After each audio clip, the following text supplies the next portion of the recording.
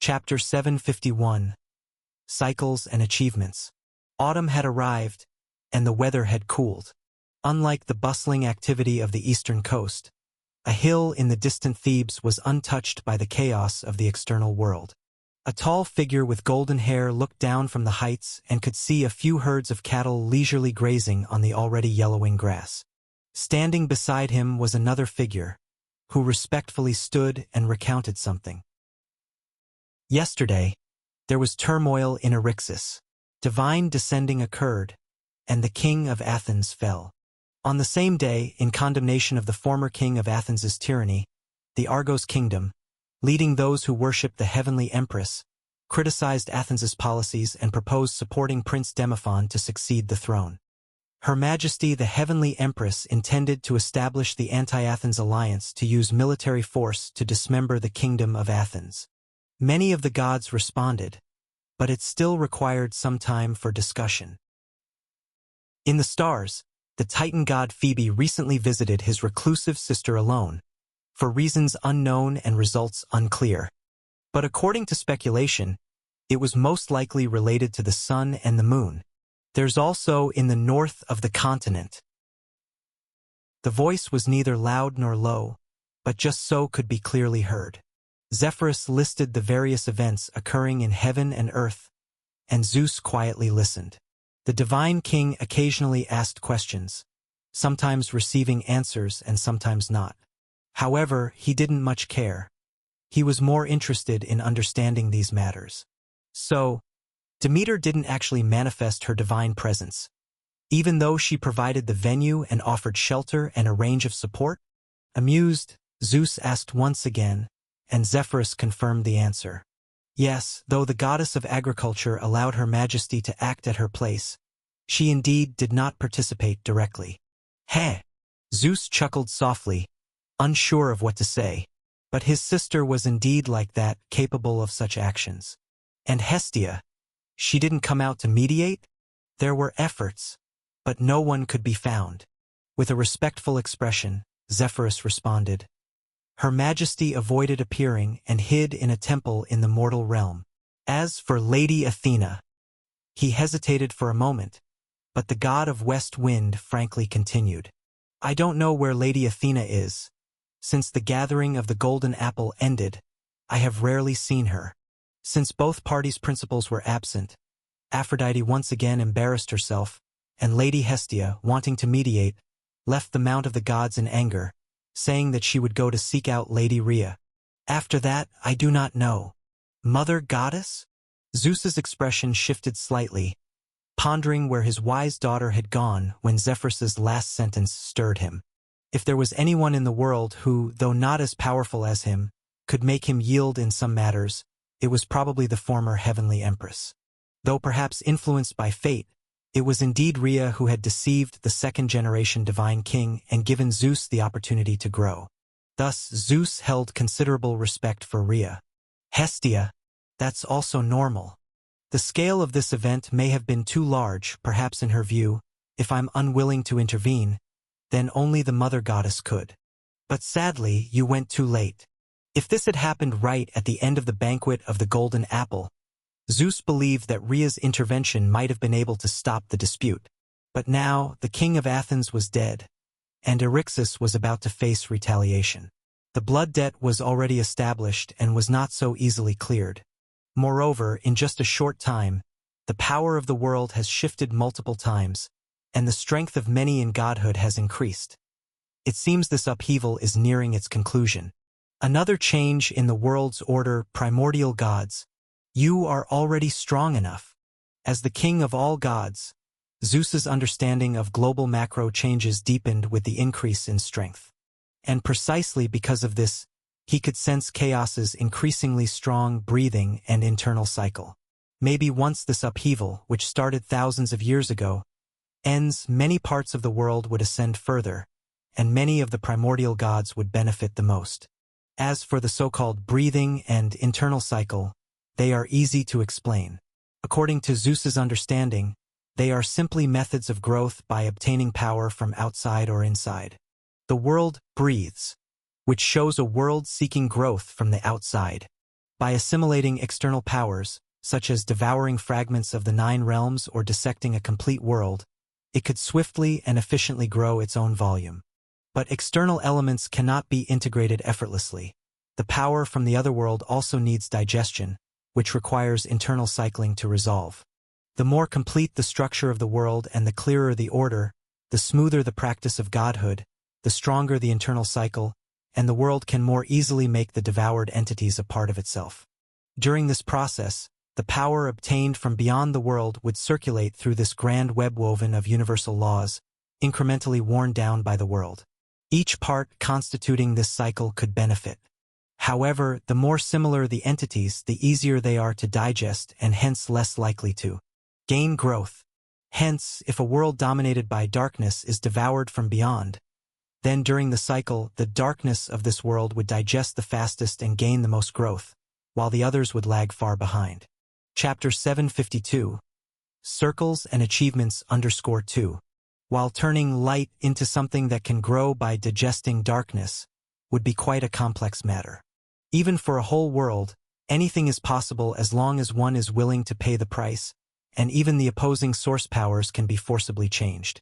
But such an act clearly isn't very meaningful, so when the remnants of the 9 realms were integrated, it more so resulted in the strengthening of their respective powers.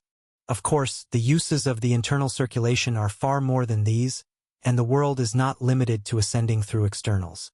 From the very beginning of the world's creation, chaos incessantly birthed new concepts, new godhoods, advancing the procreation and evolution of all gods and even the prosperity of all spirits, which is essentially another way of amplifying itself through the world's internal cycles.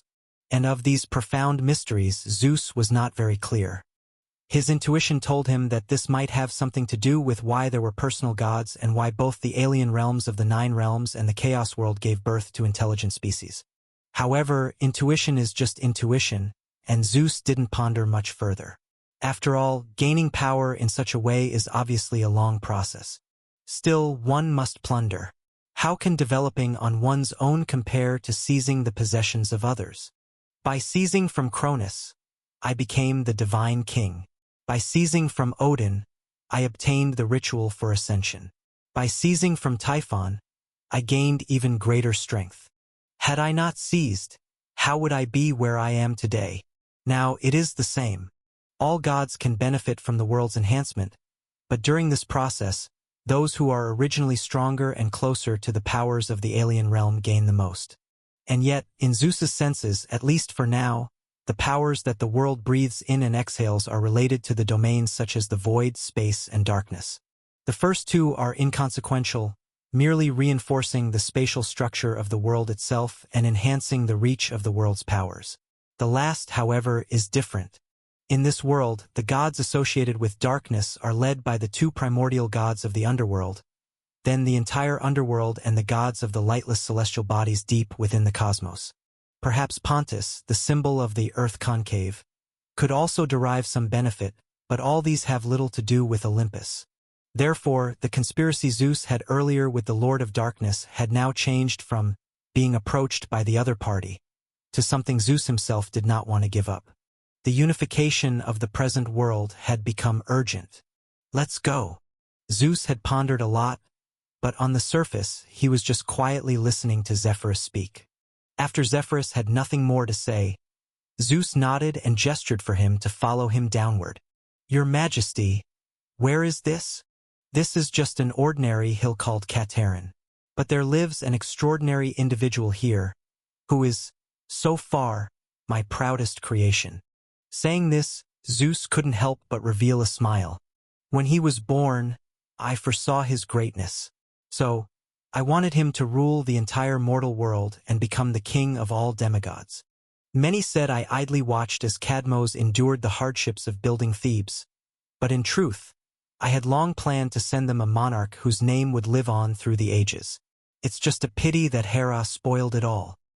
Standing aside and listening quietly, Zephyrus was somewhat speechless. The king you're sending to Thebes doesn't have Cadmos's bloodline. This sounds like a cuckoo taking over the nest. Moreover, not only is this person your son, he's also the child of the Princess of Mycenae and your own great-granddaughter. What does this have to do with Thebes? But since Zeus put it that way, Zephyrus naturally showed his agreement, indicating that he had heard the story. Zeus had sired this child with his own great-granddaughter, and he had claimed before the birth that his next offspring would achieve extraordinary feats and become the ruler of many demigods.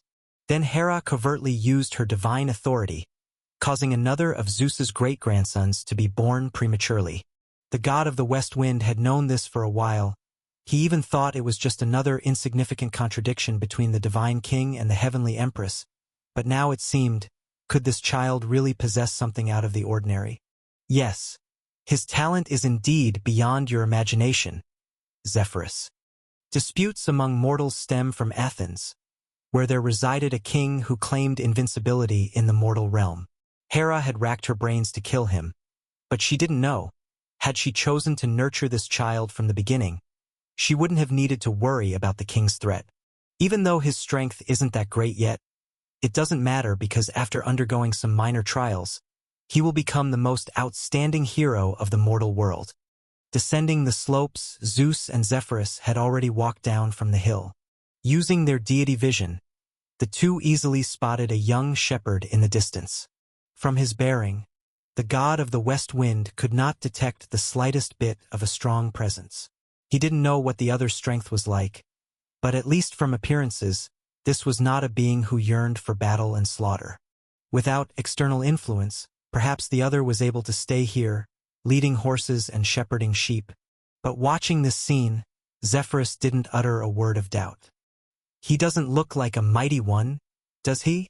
The smile was faint, and Zeus looked as though he was beholding a peerless treasure, or a sharp sword. However, the god of the west certainly confirmed, this was not the look of a parent gazing upon their child. But such was the way of gods, towards the offspring of non-deities. They hardly placed much emphasis. He needs to be tempered, and before the tempering, he needs a reason to temper himself and a cause to persist. According to my original plan, this wasn't supposed to happen today, but after he had established a family. He would mistakenly kill his own child, commit the grave sin of kinslaying, and then, in guilt and despair, accept the trial of the gods, considering obedience to my command as his way of atonement. Obedience to you is something all humans should do, Your Majesty, regardless of whether they have sinned or not. Bowing slightly, an intuition told Zephyrus that he was about to witness the ruthlessness of the divine king position once more. Ha ha ha. Nice words can come from anyone, Zephyrus, but not everyone is as loyal as you. Zeus waved his hand slightly, still smiling. But now there's not enough time. I can't wait for him to get married and have children. Then tell me, Zephyrus, is there anything in this world that can be compared with one's offspring? Is there anything that can replace his son? Silent, Zephyrus knew he didn't need to say anything, and indeed, Zeus soon revealed the answer. Of course, it's his parents. Parents, closer than siblings, are the most intimate of kin, just like one's children. He could never mistakenly kill me, but fortunately, my lover, the beautiful Alcmena, she is still alive. At the edge of his vision, the intangible wind told Zephyrus that a cart pulled by oxen was approaching from this direction. Alcmena, princess of Mycenae, Zeus's great-granddaughter, and another lover of his in the mortal realm, was slowly approaching this place. She was coming to visit her son, who had been exiled here to shepherd after mistakenly hurting his teacher in his youth. This is honor. Still smiling, Zeus's smile was so gentle, for he felt it was almost a guiding hand of fate. A hero falls, a new hero arises. The previous night, Theseus of Athens had lost his life, but now his successor had arrived. Alcmena should feel honored, Zephyrus. Do you know, although I have lovers everywhere, my feelings for Hera are indeed true. It's just that I don't want to control my desires by comparison. So I don't mind what happens to these toys. Like this time. In Hera's absence, I can act in her stead. Let Alcmena bring about Heracles, Hera's glory. Chapter 753, Patricide. Since the beginning of the world, humankind had witnessed 4 generations. In the first generation, humans enjoyed the most perfect of gifts. Star dew from the sky, jade liquid springing forth from the earth, the blend of material and spirituality, and the theology of all gods, together forged the Golden Age. Therefore, the Golden Generation, though not undying, were born with longevity. And although the conflicts among the divine blood made them lose some of the demigods' abilities, it also ensured the golden humanity had no source of bloodline existing. For the brands of every deity within the divine blood had been erased, leaving only the most pure and primal essence. The second generation of humans still was born extraordinary. Without the blessings of all gods, without the gifts of all things natural, the power from several primordial gods still made them extraordinary by birth. If it were not for the lack of a transcendent path in that age, the silver generation might also have given rise to a strong wave of existence, or even the birth of some powerful demigods. Maybe this was the balance of fate. The first two generations of humans possessed the strongest talents but had no path to advance. And precisely because of this transitional bestowal, their psyches suffered distortions in various directions. By the time of the third generation, bronze humanity finally encountered extraordinary powers for the first time, but they no longer possessed the talents of their ancestors. To them, the threshold of the legendary was as hard as ascending to heaven, and even until the flood that destroyed the world, not one true native fifth-tier legendary had been born. But the fourth generation is different, you know. Personally, I prefer to call it the heroic age. Because the people of this age not only have an increasingly perfect path to transcendence but also possess remarkable talent, and such people are called heroes by mortals. The string of bloodline was held in the palm of Zeus, the initiator of the spread of demigods, who easily grasped the chains within his hand. Perhaps one day in the future this offspring he had high hopes for would shatter it, but that was okay, because before that Zeus would find new shackles. This is the demigod, marked by the divine blood within them, making the chains hard for mortals appear so effortless to them. However, every blessing of fate comes at a price. It's both an aid and a constraint. When demigods touch the domain of the demigod, they either fully embrace the gift of their bloodline source or make a greater effort than ordinary people to try and rid themselves of this influence deep in their bones. Whichever choice they make, before this influence is peeled away, they are destined to be influenced by their ancestors. This is the heroic age, where every hero is an outstanding demigod, but their battles on the earth are just an extension of the will of the deities. Even if occasionally a few who see clearly are unwilling to rebel, it's all in vain. After all things always chase profit, and nobody is certain at the beginning of their life that they can reach the summit. When the divine blood is laid out before them, who would refuse it? Nobody would refuse, at least Heracles did not. This demigod of innate transcendence was able to strangle poisonous snakes at birth, which was a sign of his active divine blood. So when Zeus sent the influence down the invisible string, there was hardly any obstacle in the middle. Almost visibly, the tall youth clad in beast skins was momentarily dazed in the distance. "Prepare yourself," Zeus said with a smile. "It's about time for you to make an entrance." Crack, the whip swung, and beneath the Cateran mountain, the young Heracles was driving his flock of sheep. This was his daily work and also a form of training unique to him. As for what specifically he was training, it was mainly to ensure the safety of the flock. Only it wasn't to prevent them from being eaten by wild animals, but to prevent himself from unintentionally killing them. Phew! My strength has increased again. What a nuisance. Leaning against a rock, Heracles took a deep breath. Just this morning, he suddenly felt more energetic than before, but he did not find this to be a good thing. Because the young man had gone through this more than once, this was predictably another growth in his strength. From a young age, these sudden spikes in strength had occurred more than once. It brought Heracles quite a few benefits, but even more so, it brought trouble. As an infant, he had unintentionally hurt a servant, and after learning to walk, he had more than once destroyed furniture and books. In his youth, Heracles, in a subconscious retaliation against his tutor's violent beating, hadn't been able to control his own strength, resulting in the latter's death on the spot. Even though the courts later deemed the self-defense as not guilty, a justified response to a corrupt tutor, he was nevertheless sent to this remote place to tend sheep. To prevent similar incidents, Heracles' mother assigned him a task to drive the flock with a whip but not to hurt the sheep. To wound but not to kill is not difficult for most people.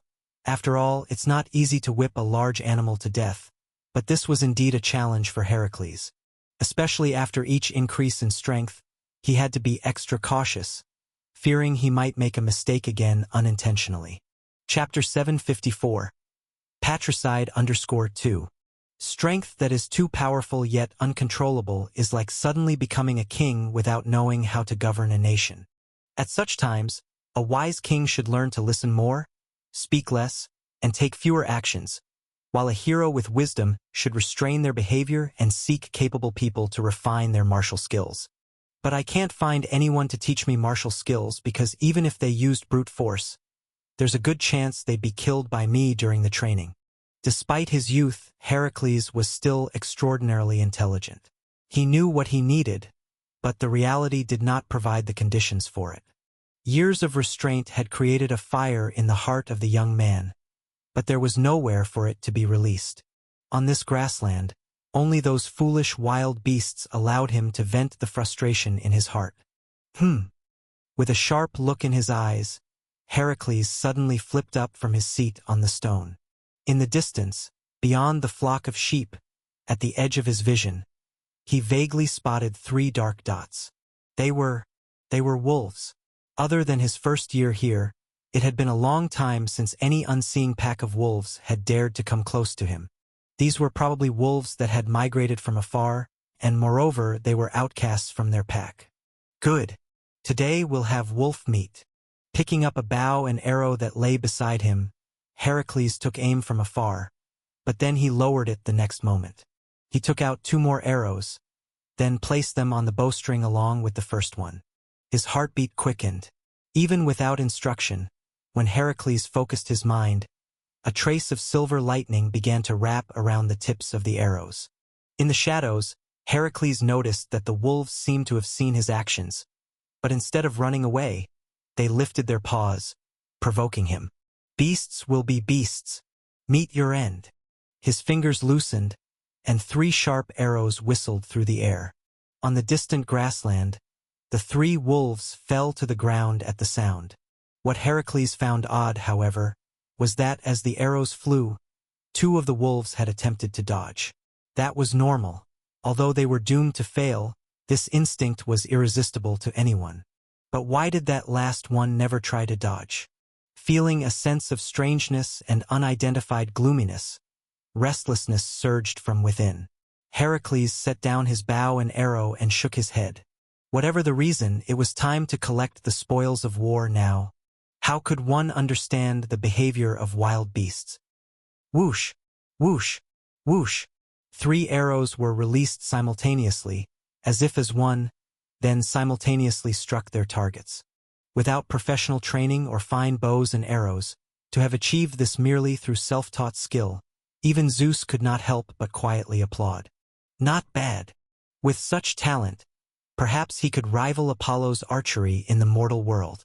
Perhaps later I should have the Cyclops create a special set of bow and arrows for him, for mortal weapons are simply unworthy of his strength. Without a second glance at the 3 bodies lying on the ground afar, Zeus's eyes were solely on Heracles.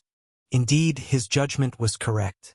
Whether it was Theseus or the offspring of the sea nymph Thetis, who after the Golden Apple Feast was born according to prophecy as stronger than his father, they were still measly compared. Perhaps after various trials or some special opportunity they could surpass the current Heracles. But this young man remained an unpolished jade, ready to shine brilliantly once properly carved. And such a person could help him accomplish some of the things he had long wanted to do but could not, like checking on what his dear brother Hades was up to in secrecy, or seeing what was happening in the legendary abyss. A deity's goals were too grand, but for a mortal with strength rivaling that of a deity, it was a different story altogether. Your Majesty, I think you still need to be cautious. With a hesitant expression, Zephyrus, who stood by Zeus's side, had also noticed the divine talent of Heracles. However, compared to Zeus, he was somewhat concerned. He already knew what Zeus had summoned him to do. He was to be the future guide of Heracles. Because of the premature timing, Zeus's original plan had been disrupted, and there would no longer be a king to issue orders to the son of the god king, but a deity could take up this role just as well. Yet Zephyrus did not actually want to step in, considering that if Heracles found out something in the future and became an unmatched force in the mortal realm, wouldn't he, Zephyrus, be the first to suffer? However, Zeus seemed unperturbed by the god of the west wind's indirect warning. Don't worry, there will be no issues. Zephyrus, you must understand one thing, that I have arranged much more for him than you could possibly imagine. Zeus motioned with a slight wave of his hand, indicating to his loyal servant that he need not worry. Zephyrus then respectfully accepted the command. So, the two of them continued to stand there, watching Heracles as he approached the corpse. Seconds ticked by, and the influence from the god king's bloodline began to fade. The increasingly perplexed and incredulous expression on Heracles' face was clearly visible before the god king. Every bit of his emotional change was captured in Zeus's eyes. Until one moment, he saw the young man throw himself forward as if driven mad. On the desolate plain, a heart-wrenching scream erupted and pierced through the clouds, lingering between heaven and earth. A tremendous force swept across the plain in an instant. The flock of sheep was transformed into a mist of blood in the blink of an eye. The birds in the sky and the beasts on the ground, all life within 1,000 miles, felt an invisible oppression at that instant. And all of this originated from the frantic and desperate psyche of the young man. Ah! Ah! No! Boom! The earth shook as if a deity hammered the ground, and Zeus himself was somewhat startled by the sheer physical strength that erupted in that instant. The divine power of the deities reigned supreme above the mortal world, but their bodies were not necessarily superior.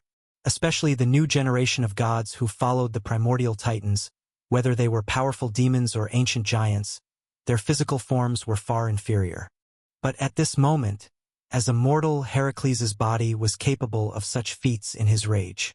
Zeus wondered if he could indeed wrestle against giants and stand shoulder to shoulder with Titan's deities if he were to continue growing. I've underestimated him. I never expected that a demigod, even lacking divine power, could achieve this pure physical strength. It's indeed a heavenly gifted talent. Zeus felt a tinge of admiration, unaware that in the myths passed down in later times, there were only two types of demigod heroes descended from chaos. One was called Heracles, the other was called everyone else. But at this moment, the extraordinary talents of this young man truly astonished him. Such a sharp weapon was beyond imagination in its perfection. Come Zephyrus. With a gentle gesture, 3 points of light appeared in Zeus's hand. These were the souls of the 3 deceased, the last traces they left in this world. You know what to do. Of course, Your Majesty. With an unchanged expression, the god of the west wind looked at the 3 souls. As the principal god of Olympus and deity who governs the wind, I most enjoy wandering invisibly as a breeze across mountains and earth. Today is such a day. I've unexpectedly found a demigod who can't control his own strength. In his frenzy, he has committed patricide, a crime unbearable by both gods and mortals. Such a heinous crime can only be washed away by equally magnificent feats. I will arrange some simple trials for him to begin with, to stimulate his potential and strength. Good. Keep reassuring me like this. With a slight nod, the divine king also glanced at the souls in his palm. Whether as the grandfather of these souls or in the capacity of a lover, no one would object to the judgment he passed upon them. And the soul of Alcmena would become a new shackle for Heracles. Chapter 755, The War God of Falling Star Lake. Transformed into an intangible breeze, the wind gods stirred a tempest in the sky. He would appear before the youth as a composite deity and then arrange trials and tribulations for him. Zeus didn't particularly care about the earlier aspects. He allowed Zephyrus to make the arrangements as long as they could refine Heracles' wit and martial strength. In this world, Strength was indispensable, while wit was the tool to overcome the mighty with the weak. On the mortal world, Zeus was not worried about Heracles' safety, but the tasks he wanted him to accomplish would not only take place in the mortal realm. 3 realms: the abyss, the underworld, and the legendary depths of the spirit realm. Explore what I seek, Heracles. I hope you do not disappoint me. Years earlier, before Zeus had entrusted such expectations to Heracles, he had once again visited Mount Nysa to consult the 3 fates. Although they were reluctant to reveal the course of destiny, faced with the divine king's inquiry, they eventually made a slight compromise. They tried to peer into the river of fate, cautiously allowing Zeus the opportunity to ask his question.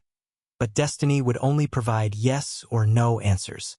Thus, Zeus obtained what he wanted. The strongest demigod in the mortal world for the next 30 years would achieve feats that would astonish all divine beings and, ultimately, he would even claim the eternal laurel. The strongest demigod. Having witnessed Heracles' power, Zeus felt no other mortal could compare. So his confidence grew even stronger. After all, he had personally experienced how terrifying the favor of destiny could be, a fact all previous divine kings knew well. Before this power, not even the primordial deities stood a chance. Thus, watching the distant, sorrowful young man look up at the descending deity, and seeing the righteous Zephyrus, Zeus smiled again. The affairs here, he thought, would likely be well handled by the god of west wind. Since his allegiance to him, Zephyrus had never disappointed him. The sun rose in the east, illuminating the mortal world. With the arrival of the new king, early autumn in Athens brought about changes within Thebes due to Zeus. The wheels of fate seemed to turn again, and the seeds of calamity sown at the banquet of the golden apple were about to be ignited. Far atop Mount Olympus, even the fragmented incarnation of Ares felt a surge from the divine authority of war. Despite severe injuries, this discovery exhilarated him.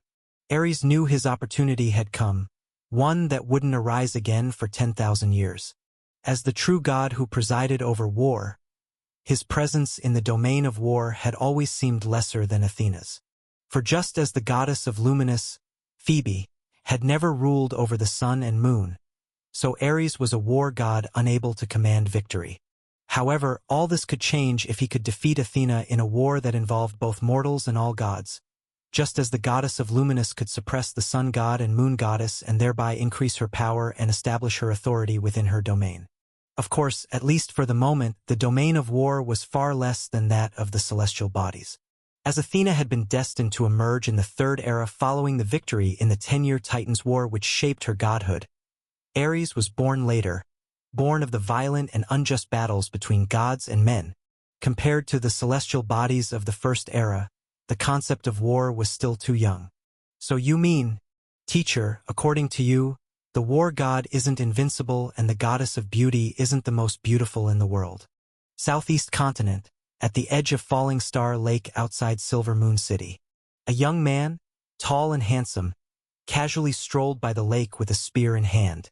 Beside him, a being, half man half horse and several times his size, accompanied him. The centaur had a longbow slung over him, his eyes occasionally reflecting a wisdom born from years. Perhaps a coincidence, perhaps fate indeed preferred to have significant events occur on the same day. Reflecting on the news he had just received, the centaur continued listening to his student's inquiry. If that's true, then what do the gods rely on to wield authority? If they cannot achieve perfection in their domains, how do they deserve eternal life? Because they are gods and gods are born noble, calmly responded Chiron, his tone unhurried. This is not mere rhetoric, nor stubborn and decayed thought, nor blind adoration. Achilles, this is reality. The reality is gods are born as gods, just as you were born destined to roam the mortal world. No one questions this, for it is not only meaningless, but it changes nothing. What?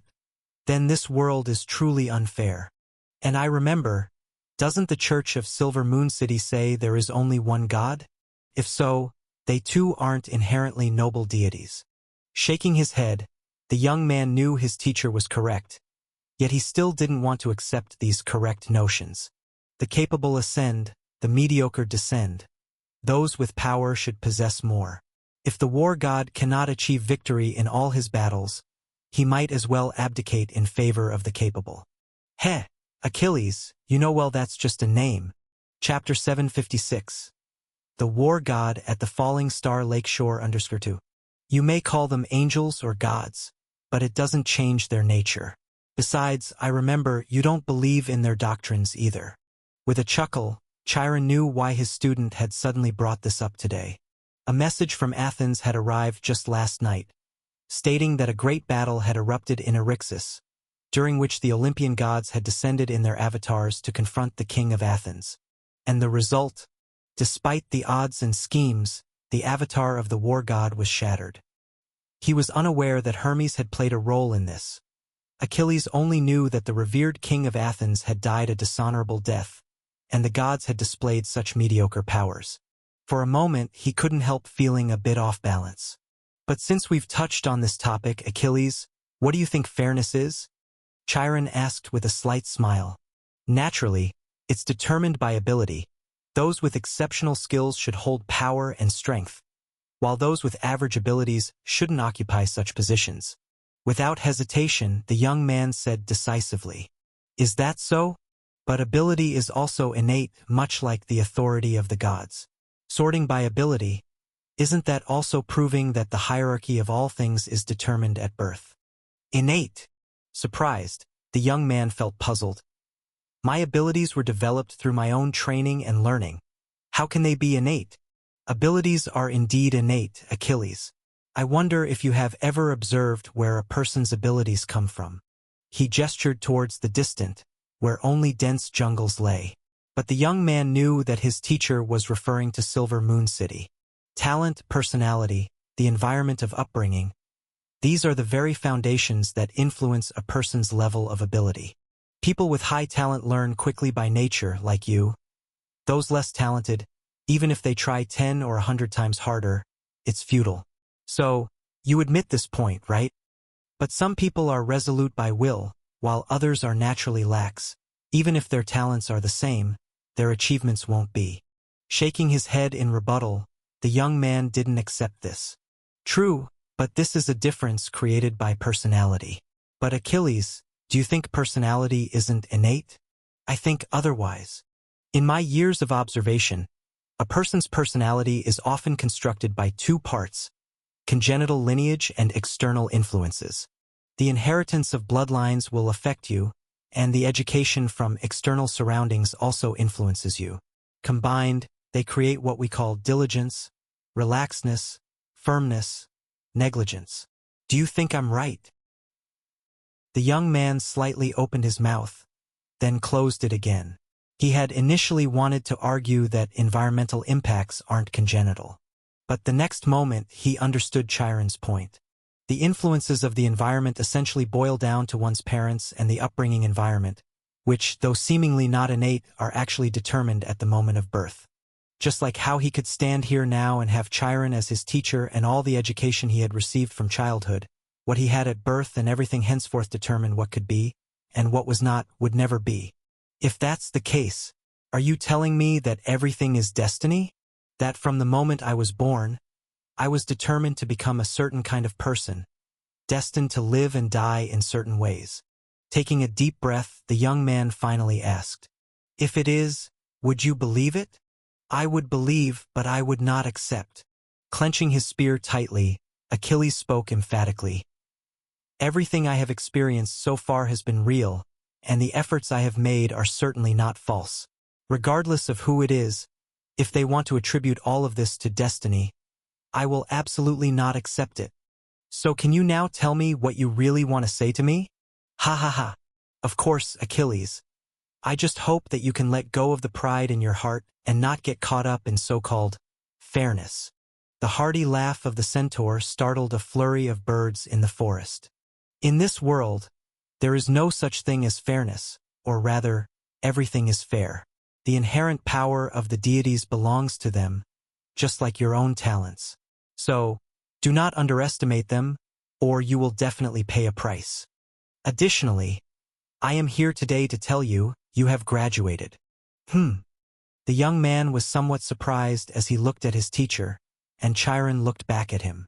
From his teacher's eyes, he saw affirmation and encouragement. Could it really be that he was ready to graduate? But it made sense. Over the years, his martial skills had long surpassed Chiron's. However, considering the current time, Achilles couldn't help but ask, "Am I to go to Athens? I heard that Princess Artemis has a temple there. Do you want me to go and protect it, to take the place of King Theseus?" "No, you can go wherever you want. Now that you have graduated, you can do whatever you wish." Smiling in response, Chiron shook his head. "But that place indeed is a good spot for you to make a name for yourself. Then I'll check it out." Nodding his head, Achilles said, "With my Vajra body, I shall go and see the deities of Olympus." He knew his origins and was clear about his destiny. In fact, neither his mother nor his teacher had ever hidden this fact from Achilles. At the banquet of the Golden Apple, Zeus had arranged that farcical wedding because he feared the sea nymph Thetis' prophecy about bearing a son, stronger than his father, marrying the daughter of sea god Nereus to a mortal. Although Achilles, born thereafter, indeed confirmed this prophecy, Thetis still resented it and chose not to stay at sea but went to Silver Moon City. Yet, in this legendary city, the fate-laden sea nymph received another prophecy, that Achilles would die in war. Thus, not wanting to stay amidst the ancient sea god lineage, Thetis sought out her own aunt, her mother goddess, the elder sister to Doris, the ancient and mysterious lord of the nether river, Styx. She sought help from this ancient and mysterious deity, who unexpectedly responded. Styx allowed Achilles to soak in the origin of the Styx River, yet he didn't receive the world's bestowed power of vows, but rather the other side of this river. Hatred. Few remember that Styx isn't only a witness to the vows of all gods but is also the river of hatred. It embodies the world's initial fury against those who break order, which also gives it the power to constrain deities using vows. As a child, Achilles was taken by his mother to swim in the river of hatred, and what he gained was a body so indestructible that even the deities struggled to harm him. In the original mythology, Achilles too had undergone such and even defeated the true form of a deity with it, yet he also had a fatal weakness. It was his heel, which his mother had held and had not been soaked in the river. It was here that he died under Apollo's sword, leaving behind the legend of Achilles' heel in the mortal realm. However, if one observed Achilles at this moment, they might find, to their surprise, that there wasn't any vulnerability left on his entire body. It's unknown what method Thetis used this time, but somehow Achilles managed to avoid this flaw. The prophecy says, "I will die in war," though I feel it probably doesn't refer to Ares, but I still want to test the might of this war god. Spoke the young man, who future generations would call the mortal war god, and he was curious to see if anything in this world could break his unbreakable body. Perhaps the divine king could manage it, or maybe there exists a divine artifact specifically against him. Achilles didn't know. Regardless, he'd find out by trying it himself. Chapter 757 Life Box. At the bank of Falling Star Lake, Chiron watched as his student went to prepare his travel pack. Becoming a master returned from training was one thing, but leaving Silver Moon City wasn't a matter of departing immediately after making a decision. Not to mention anything else, battling a deity even in the mortal realm required a sufficiently sharp weapon. It needn't be a divine artifact, as real divine artifacts all possess corresponding powers. However, if you just needed a solid weapon, the difficulty wasn't so great. Many of the weaponry of all gods were like this. For instance, Ares never had a true divine artifact. Tools that were merely durable without any special abilities were still not uncommon. But having said that, for him, perhaps those sturdy armors are just for show. The body forged by the Styx River hammer, or rather his undying form, is much more useful than any armor. Walking along the bank of Falling Star Lake, Chiron occasionally greeted the passing nymphs. This place was once where Artemis, the new moon goddess and goddess of the wilderness and hunting, grew up. Thus, mountain nymphs and naiads heeded the call of destiny and continuously gathered here. Gradually, Falling Star Lake became one of the locations with the most nymphs. And after the goddess came of age, the lake's name truly lived up to its reputation. for there were indeed stars in Falling Star Lake. After Artemis no longer resided here, she became the actual proprietor of this large lake. Thump thump. Izria, I've come to bother you again. Following a water bridge that emerged from the lake, Chiron reached a small island that had also risen from the water. However, unlike other places, the surface of this island was not only soil but also many silvery gray rocks that twinkled with faint gleams of light. Since you know it's a disturbance, why come looking for me? Is this your house? A crisp voice spread from the center of the lake, sounding like a little girl awakened from her sleep, the tones somewhat displeased. However, the next moment, with a flash of gray light, what appeared in front of Chiron was a palm-sized orb of light. A tiny being was stretching within the orb, puffing up as it glared at the tall centaur. Are you here to ask about that thing again? Green, it hasn't turned black. I've told you.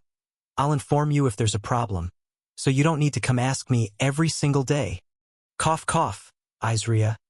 I was just stopping by to see you as well. With a light cough, the wise centaur also felt somewhat embarrassed. He didn't truly want to come here, but the issue was that although this little being's nature wasn't bad, that didn't mean she was reliable in handling matters.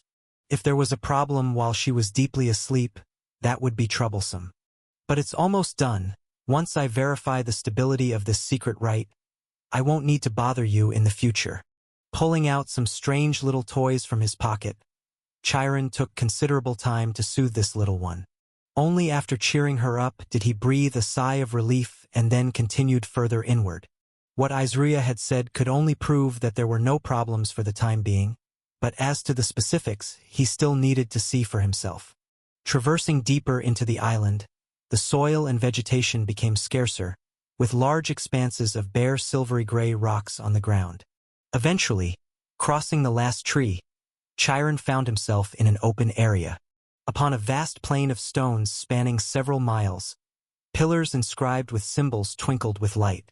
The lights they emitted collided together and then overlapped at a central position. A green crystal stone stood there, seemingly encapsulating something inside. Undoubtedly, this was exactly the green object referred to by Izria, and its remaining unturned to black proved its operation was still stable. Life storage, truly another pearl in the domain of witchcraft, and yet another blasphemy against the gods. The undying, which only gods should pursue, has already been uncovered by them, just the tip of an iceberg. Despite having seen it many times, and being the creator of this secret rite, Chiron still couldn't help but utter such a sigh each time, because he was well aware that what lay before his eyes was merely a diluted version of some extremists' ideas. However, their ideas obviously weren't permitted by Silver Moon City, while his own were allowed. Continuing forward, Chiron walked on the stony plain. Falling Star Lake, nowadays few knew why it was initially named thus, but in certain rumors it was said here that stars had once fallen from the sky. And later, one day, when Artemis accidentally fished out something from the lake, it became clear that this was probably not just a rumor. Because indeed, below Falling Star Lake was an ancient celestial body that had fallen, suspected to have been a celestial body toyed by the ancient ruler of the sky before the god of stars was born. It crashed to the mortal realm, forming a massive crater, and over the course of time, led to the formation of Falling Star Lake. Discovering all this, Artemis was greatly astonished. Such ancient and intact celestial bodies were rare in the world today. Thus, she exercised her authority, raised this celestial body from the lake to form an island, and in the name of the master of the wilderness, she endowed this celestial body with spirituality. From that day, Chaos had a variety of star nymphs, and Artemis's wilderness divine authority also perfected its concept. Stars falling from the sky, plunging into the mortal realm, is a part of the wilderness. Chapter 758 Lifebox_2. Even though this progression was insubstantial, and for Artemis, it was hardly anything noteworthy, she still felt delighted. So the goddess gave the first star nymph the name Izria, and allowed her to manage the lake in her stead. Who knows if it's because she left the stars, or perhaps the current sun isn't a real celestial body, but a fake day formed from the remains of the ancient sun god. So many years have passed, and Aizruya has shown no sign of growing up. With that thought flickering by, Chiron no longer dwelled on it.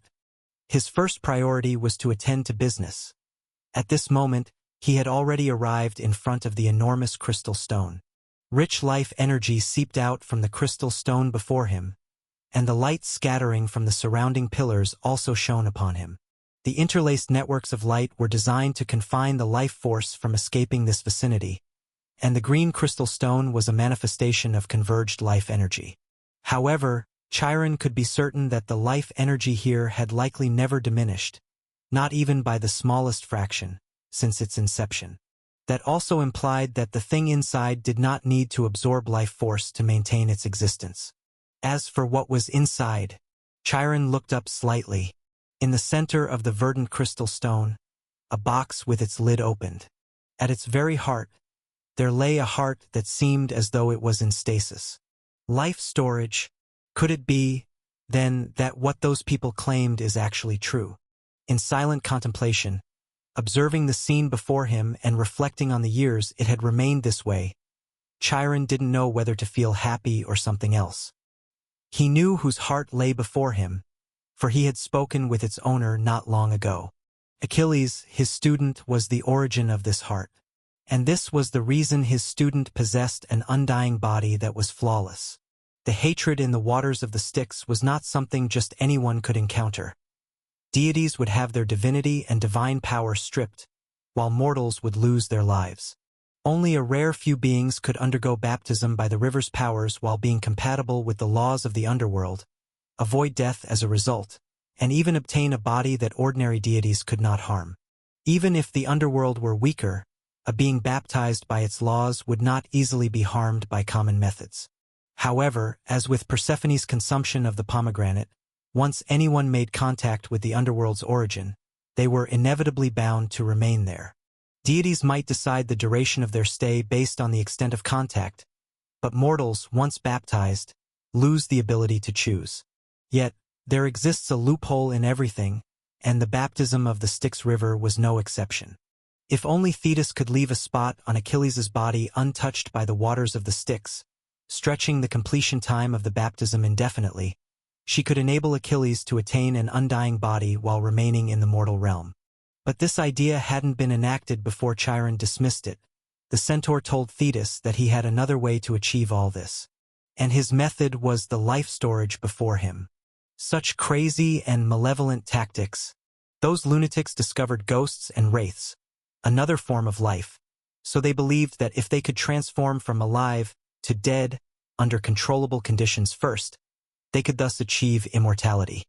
And the foundation of a spellcaster isn't the body or material, but comes from soul and spirit, so this is feasible.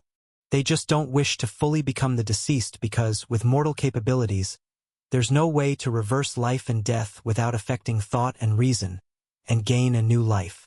Therefore, they chose to split.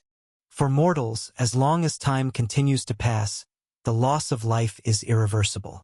But if time were paused, thought would also come to a halt, which, for an individual, is no different from death. But if one were to sever the majority of their soul in advance and eternally imprison it at the moment of the split, and then let the remaining soul and body embrace death, they could successfully wedge their existence between life and death. Unborn, undying, unaging, immortal. Even if a part of their outside world were destroyed, they could be reborn from the major portion of their original soul. Their only loss would be a small chunk missing from their soul. However, the wounds of the soul can heal themselves, whether for life forms of the spirit realm or for ghosts. It's just that, because their kind of cleavage involves thought and emotion, each resurrection leads to a loss of emotions. This seems to be no small price to pay, but compared to death, it is not an unbearable defect. Truly a genius idea, if this were not Silver Moon City. If the majority of spellcasters still maintained some faith in the Lord of the Spirit Realm, perhaps this way of eternal life would really spread completely, even becoming a mainstream faction. With another sigh, Chiron looked at his own life storage ritual with awe at the wisdom of mortals. Although he was a naturally born demigod, he could also be killed. Compared to that, a group of mortals whose very lives had limits had managed to invent such a method, it was simply unimaginable. Especially before the experiment, Chiron could explain it away with this method might not be viable. But since the modified ritual that worked on the body was successful, it was highly likely that the one working on the soul would be no problem either. Can a dish live without heart? Can a person live without heart? It used to be a joke, but now it seems they really can live. As long as this heart is not destroyed, then unless it's an attack that exceeds the limits of the Styx River law, there's nothing in this world that can harm Achilles' undying body from within or without. With such power, he likely has no rivals in the mortal realm now. Chiron nodded slightly and checked the secret right again. Although as far as the results were concerned, his prepared ritual track was entirely unnecessary, he still needed to have it for just in case.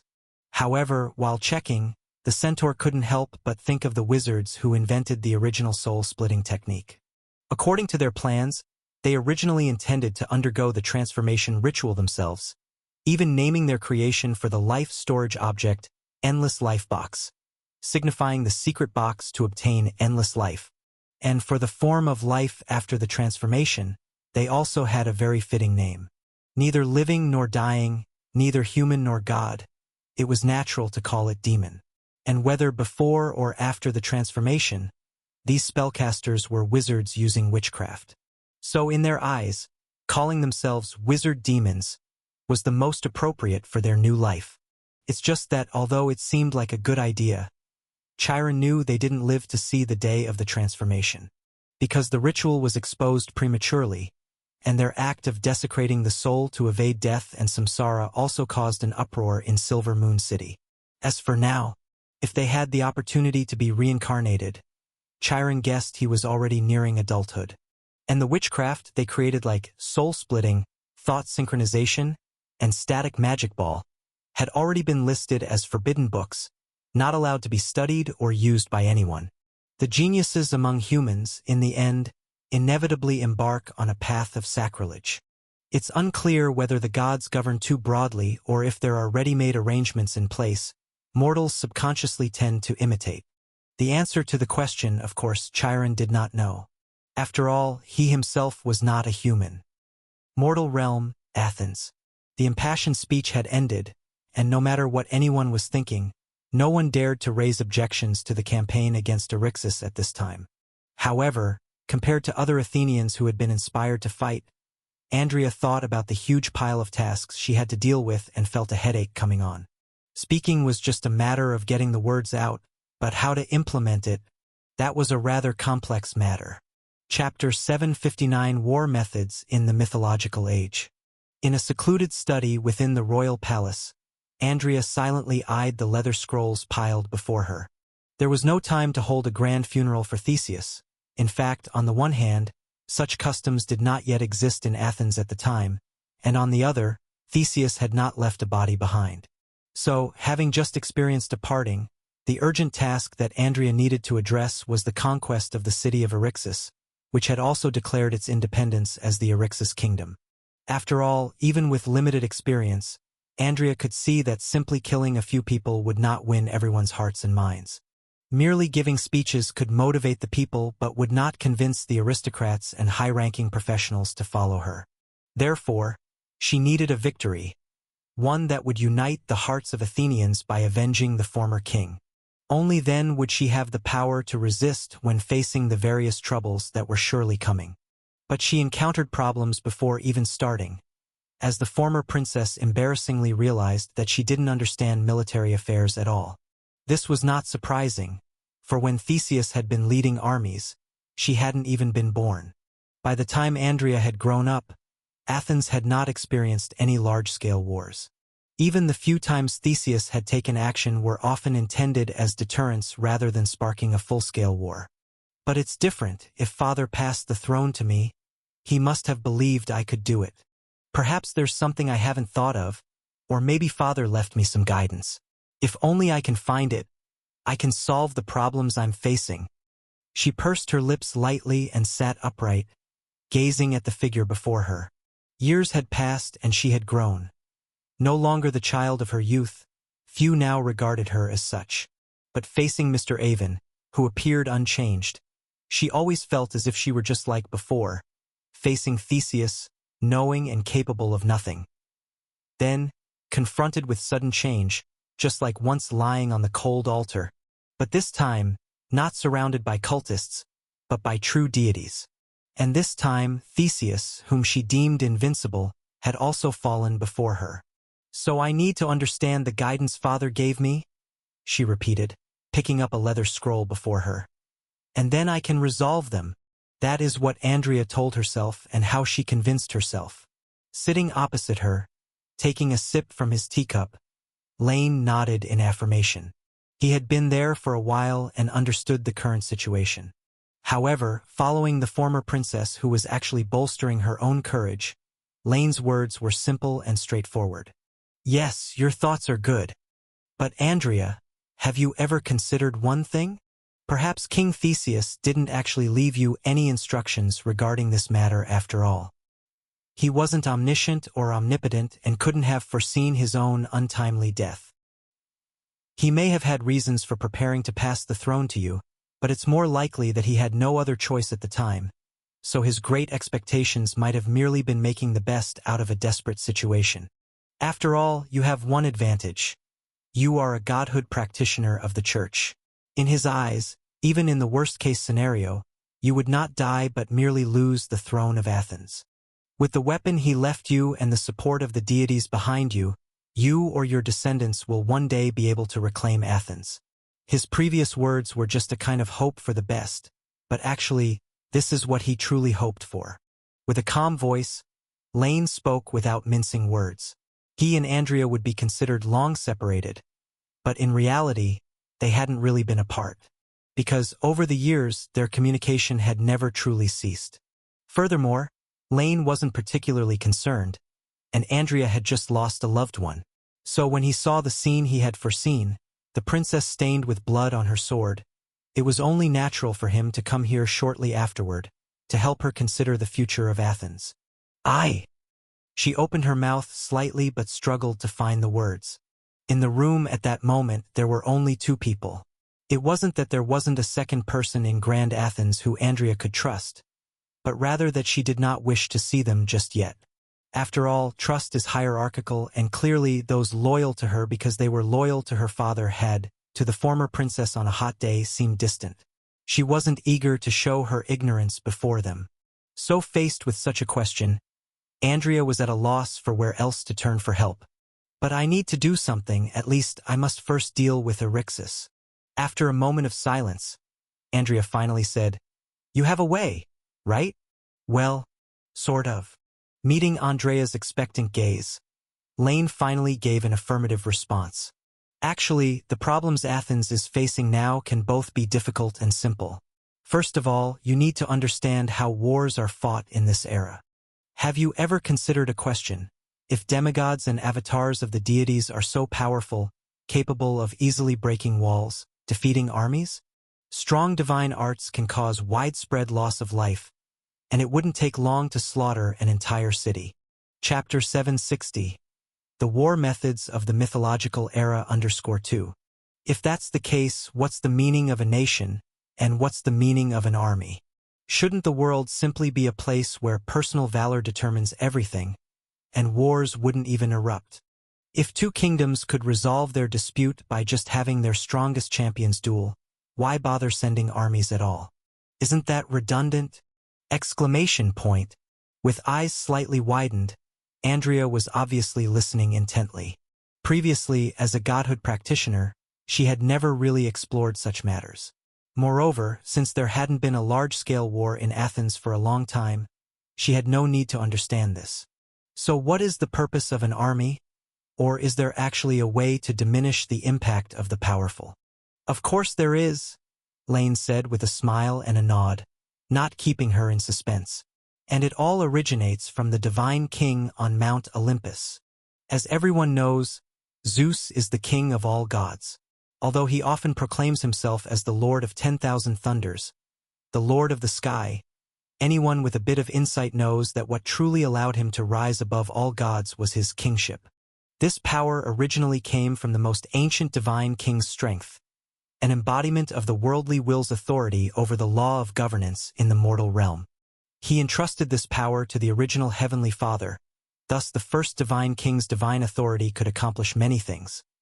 He could even act with the authority of the world under the name of the divine king, anchoring new logical concepts, thus allowing the world to prematurely birth corresponding godhood. The original chronology godhood stemmed from this. It was supposed to exist only in the Third Era, following the birth of seasons and the ascendancy of the 12 principal gods. But because of the supreme authority of the first divine king, it appeared directly in the distant past, at the very beginning. Listening silently, Andrea felt she was touching on knowledge mortals would never comprehend. Just hearing what Lane presented as common knowledge, the former princess was somewhat speechless. Who is this everyone? Definitely not me, right? Of course, this was the innate kingship of the first divine king, Lane continued, not minding Andrea's slight sarcasm. But it was not the same for later divine kings. They did not inherit the position of divine king for their great deeds for the world, but because of the misconduct of their predecessors and also due to fate. Since it wasn't earned on their own, it naturally wouldn't be as intact. Thus, in truth, the authority of the divine king has been gradually diminished in transferring, and by the time it reached Zeus, his kingship wasn't much stronger than his inborn thunder. However, maybe due to a favor of fate or some other reason, Zeus found a method, a way to supplement his kingship differently. This method, on the divine level, is embodied by the 12 principal gods, and on the mortal level, it is him establishing the kingship order based on the lineage of demigods. This is the manifestation of his rights and the source of his power. He wouldn't actively destroy the 12 principal god system he established, so even if he has issues with his own daughter, he can't act against her as long as she doesn't disrupt the order. Neither would he disturb the demigod's kingship order, hence you see, even though there are always mortal kings challenging the gods, including his own son, he has never thought about letting the church replace the aristocracy, or the theocratic nation replace the kingdom. Because for the divine king, mortal challenges only tarnish his reputation, but if handled properly, they instead prove the greatness of gods. But if he actively destroys the kingship order he personally established, then what is damaged is his genuine interests and authority. Is that so? Seemingly comprehending something, Andrea deduced further. So when Tantalus murdered his children during the feast for the gods, the divine king only disposed of him personally and promoted his god-worshipping descendants to power. When Sisyphus imprisoned a deity, the gods waited until he died to punish him, while his god-respecting grandson still inherited the throne. The gods didn't choose kings from the devout, simply because the divine king himself didn't want that to happen? Her worldview seemed to be shaken. Andrea felt her perception of the gods crumble further. With the death of Theseus, her reverence had already diminished greatly. Now it was almost gone. Yes, so in reality, among the whole of Olympus, Zeus is the one who abides by the law the most. The other gods might still commit acts that break the divine order, but Zeus, operating under the philosophy anything not forbidden is allowed, will never voluntarily violate the rules he himself has set, unless he is left with no other choice but to choose the lesser of two evils. Nodding, Lane also found it interesting. In such a case, if the divine court could establish a just and fair law, perhaps things would indeed be different because of such a law-abiding divine king. But sadly, the rules Zeus established are mostly those that help build and maintain his kingship, and for other matters, he simply acts as if they don't exist. But what does this have to do with the way wars are fought? Is it because of this kingship order? Resting her cheek on her hand and leaning on the table, Andrea asked again. Chapter 761.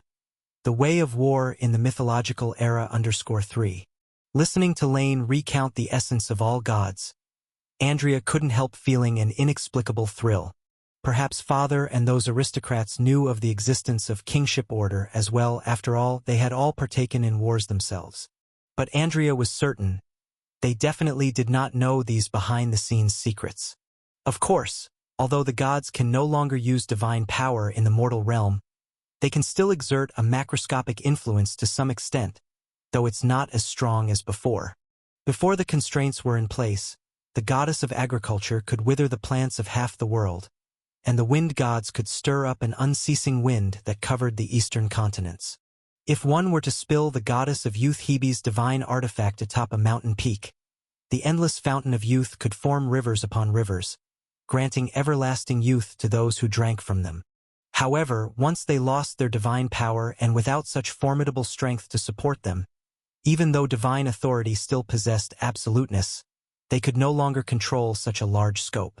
But Zeus's kingship is still special, not only because his strength far surpasses that of other gods, but also because the power behind his kingship order comes not only from himself but also from the mortals, aristocrats, and kings who are willing to support this system, as well as every citizen living under the kingship order. Their adherence to the order itself provides it with strength, so Zeus's sovereign power can still cover every kingdom in the mortal realm. Of course, as mentioned before, once this order is established, he himself cannot violate it. And this order must be favorable to the mortals, aristocrats, and kings. Only then will they wholeheartedly endorse it, continuously providing it with power. Tapping his fingers lightly on the table, Lane said with a smile. And one part of this order is that it gives substantial power to the concept of kingdom. At other times, assassination, strife, adventures, those powerful transcendents and incarnated deities show no restraint in demonstrating their strength. But when war breaks out between two kingdoms, or when an individual commits a universally recognized crime, then this power vested by the kingship order materializes. It instinctively rejects power that exceeds its limits, just as the current laws of the world also reject divine power. The more kingdoms involved in the war and the wider the impact, the stronger this materialized power becomes. By then, deities may still be stronger than common people, but they can no longer demolish armies with their individual power. Those demigods who roam the mortal realm can no longer act unbridled. So Theseus's deterrence is because of the combined strength of his power and the national power of Athens, not merely due to his own might. Only by possessing both can he keep the gods restless.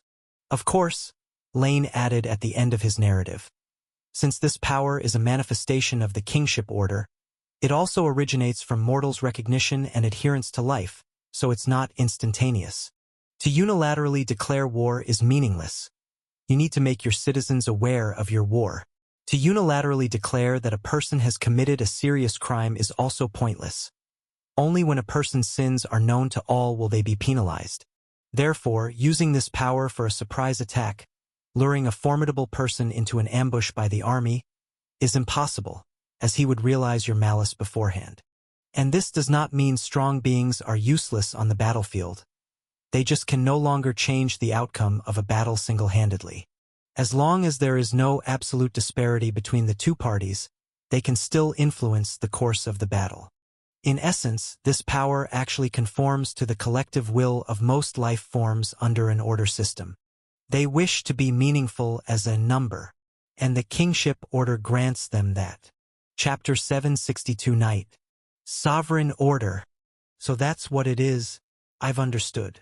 All that pertains to human society, including all life under the rule of all gods and the divine court, must adhere to it, so even the most powerful heroes dare not confront a kingdom directly, but some crazed demons of chaos need not worry about such shackles. Therefore, the legendary powerful demonic monsters can wreak havoc on kingdoms, yet they are often killed by heroes. A hero capable of slaying a demon cannot similarly use personal might to conquer a kingdom using force, and this is the difference within and outside the order. Suddenly enlightened, Andrea felt she finally understood the rules and order of the mortal realm. Whether it be a deity or humans or even other intelligent lives, most could benefit from this order.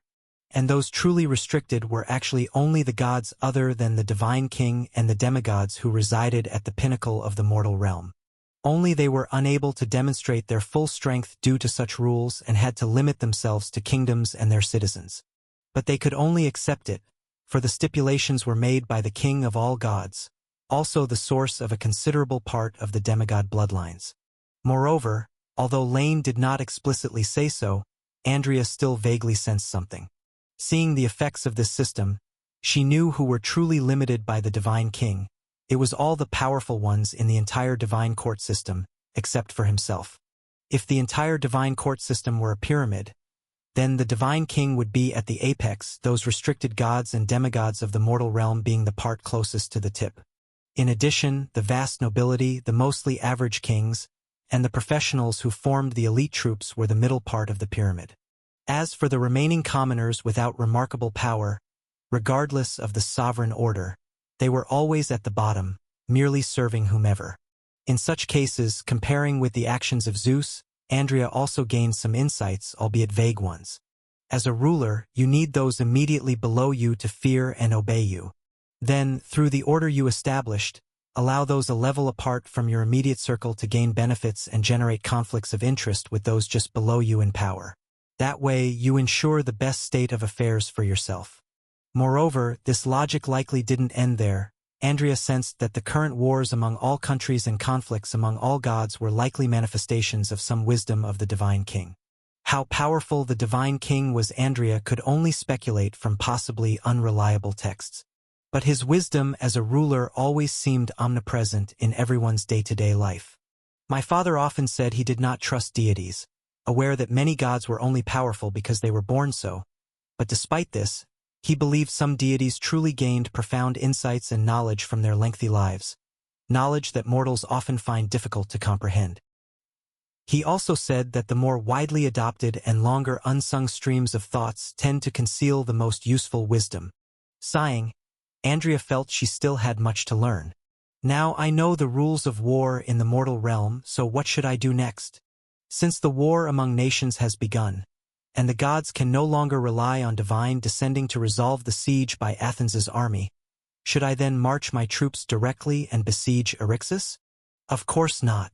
Watching Andrea, who had abandoned further thought, Lane chuckled. It was not out of despair. Rather, it was the sudden upheaval, facing personal deaths head-on, followed by her first kill seamlessly merged, and then tending to Athens's citizens. Having operated in such manner, Andrea's stamina had nearly reached its limit. Hence, in the presence of trustworthy individuals, it was inevitable to let her guard down a bit. If it were just a war between Athens and Eryxis, you shouldn't act this way. This is a rebellion, not a response to an external enemy. When facing external enemies, one must exert full effort, even when a lion fights a rabbit.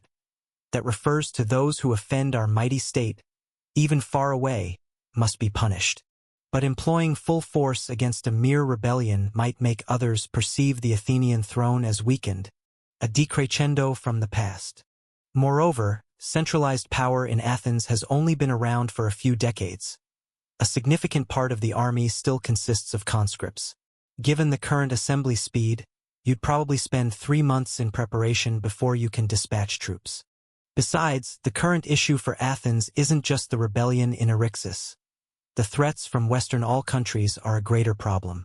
Each country's strength might not surpass Athens's, but when nearly half of the Olympian pantheon's power swarms in, you'll likely need to prepare early. So what should I do? Andrea appeared to think hard before asking. Use the royal army to promptly quell the rebellion. After all, the other side is still using your brother's name. Claiming Demophon is the legitimate heir to Athens. In such a scenario, a swift resolution is appropriate. Avoid giving Eryxis, equally hasty in their rebellion, a chance to regroup. Crush them with your elite troops right away. Then manifest your power to both friend and foe in Athens. Simultaneously, station your main forces on the western borders, ready to mobilize soldiers to observe and respond. Send envoys to the south to seek alliances. Scale back oceanic trade to the east to guard against followers of the sea god.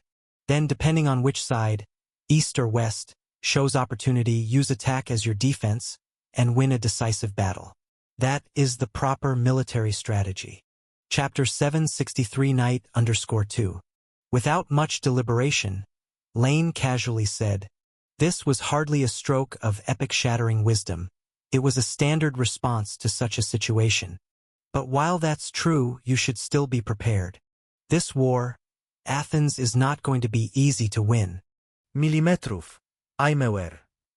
Nodding, Andrea braced herself. "In fact, I've been ready for a day when we might have to fight in the Acropolis. Before the grand temple of the goddess, we shall show the Athenians fearlessness. But then again, even blinking, Andrea asked, what exactly is military strategy? In later myths, Chaos was known as the god of military strategy, but through personal investigation, Lane was certain there wasn't one. Just as Athena's spirit communication divine artifact was mistakenly revered as a god by later generations, it was likely the result of some kind of misinformation. So, facing the puzzled Andrea, Lane was unsure how to explain it properly. In this age, there were various strategies, but there were no great masters who had written books to summarize the past tactics and innovate new ones. Thus, for now, in the chaos world, there was indeed no systematic military strategy in existence. Think of it as a summary of the art of war. Though there aren't many wars in the mortal world, there are places where they are quite common. Where, in the chaos world, were wars most frequent and rampant. Of course, it was the battlegrounds between hell and the abyss. This explanation was perfectly fitting, and anyone seeking to understand would not find it strange. However, even Lane had not anticipated that this offhand excuse he gave would, 10,000 years later, lead the humankind of the future to arrive unanimously at the same conclusion upon reviewing history. That human morality stemmed from deities, hailing from the Golden Age, whereas conspiracy and cunning came from demons, perpetuated since the Silver Age. Morality was naturally worthy of praise, but cunning was not without its uses. As the crystallization of mortal wisdom, humanity's earliest military strategies were derived from this very legacy. Athens' actions were swift, with not a moment's delay, and before long, Andrea had issued the war decree in the royal palace. Armies from numerous city-states would begin to muster from that moment, soon to converge upon a major city along the western border. And on the same day in the afternoon, the royal city's night order began to assemble. In this mythic and fantastical age, the so-called knights were quite emblematic of the time. They belonged to the lowest echelon of the ruling class and were the most direct manifestation of a kingdom's martial might. As to why this was, one would have to look back to the very inception of the extraordinary system. The extraordinary powers of the current world, when traced back to their roots, generally extend in the direction of spiritual elements or branch out from the perspective of material life. At the beginning of everything, the survivors of the Golden Age, before becoming the first professionals in the mortal world to step into legend within the domain of material life, had experienced 4 distinct stages of transformation through their perception. See 3 to 20. The first stage belonged to the initial emergence of the energy of material life, which was nurtured within flesh, blood, and marrow, and could in turn allow a mortal's physical body to break through the innate limits of matter. Prior to this, mere exercise and training always had their limits, but the birth of the first thread of life energy signified that the upper bounds of material beings could be transcended. However, this so-called breakthrough did not manifest in a direct or obvious external change. It was more of a beginning. In the second stage, when this material life energy surpassed a certain threshold, it could then be consciously controlled by its possessor, enabling them to intentionally strengthen their bodies and unleash greater strength when necessary. Yet at this point, compared to witchcraft and divine arts, war professionals still did not show any signs of being transcendent. Despite their ability to run faster, possess greater strength, and boast superior constitutions, in reality, if they faced a squad of soldiers clad in armor empty-handed, their only option would still be to flee. Thus, oftentimes, professionals of this hierarchy aren't even considered transcendent, but merely soldiers with better qualities. As for the third stage, this is the first true dividing line for war professionals. For godhood practitioners, the third rank is known as a high-level priest, whereas for wizards, the third rank marks the preliminary transformation of the soul, capable of roaming the superficial layer of the spirit realm during meditation. For war professionals reaching this stage, it means the materialized life energy following transformation can finally detach from the body and begin to minimally influence the external world. By this point, even professionals without any inheritance can choose to become a knight, which is to say, the most ordinary member of a knight order and the lowest stratum of the ruling class in the mortal realm. Although incapable of emitting sword chi, war professionals at this stage can cover their weapons and armor with their life energy. If the armor is forged in a special way, it can even create effects far greater than the sum of its parts. In addition, their life energy can also be applied to other living beings, such as their own mounts, endowing them with enhanced endurance and strength. Such an army is known as a Knight Order, which is also the tool truly meaningful for deterring mighty adversaries in the contemporary mortal realm, as well as a peerless treasure that can shatter weak foes in a single strike. It could be said, whether a country is a local, independent city-state or a renowned kingdom on the continent, the presence of such a Knight Order is one of the most direct proofs. Of course, the term Knight Order seems to have appeared somewhat prematurely. Perhaps in the original history, the era when demigod heroes frequently emerged should have been the beginning of the advent of extraordinary powers, not the earlier Bronze Age. Only after the War of Troy did the way of the extraordinary steadily spread across the mortal world, gradually forming the structure of a privileged class founded on knights who wielded power, which then persisted for a millennium in later generations. Only now, everything has come much earlier. Indeed, too early. In that illusory world, I never knew of any knights. But that's not surprising, after all, during that time there wasn't me, great alchemist Hermes? Was there? Within the tower, Hermes watched as Solomon's figure moved about outside. Naturally, he had received notice of the war, but the young, new king didn't seem to have figured out how to communicate with him, so there had been no meeting. Hermes thus let things take their natural course and sent his student to accompany the army.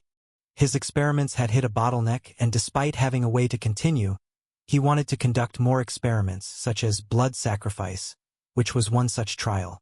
Moreover, there was another experiment he had contemplated before, venturing outside the circumterrestrial river. Perhaps by changing his perspective and viewpoint, he might gain new inspiration. Let's go now, better early than late. After this, there may not be enough time. He exhaled and extended his hand with a beckoning gesture. At the base of the tower, a crystal stone fell into Hermes's palm. The clash of divine persons. Although the former me never had the chance to witness the fall of Troy, just thinking about it tells me nothing good will come of it. Ha, after all the fighting, only when the tide recedes will we see who's been swimming naked. With a flicker of his form, Hermes left the tower. This journey he intended to undertake unnoticed, silently coming and going. Nothing could be better. Chapter 764. The Thief and the Seventh. The seawater was retreating, and scattered islands flashed by in an instant. From the calm nearshore to the distant seas controlled by the Lord of Ocean, currents surged beneath the water's surface. Compared to the constant battles between the two ocean god systems of the last era, and the grand war in the stars that lasted 1,000 years, everywhere outside the mortal world's Earth was so peaceful throughout the third epoch. However, for Hermes, he felt no particular sentiment.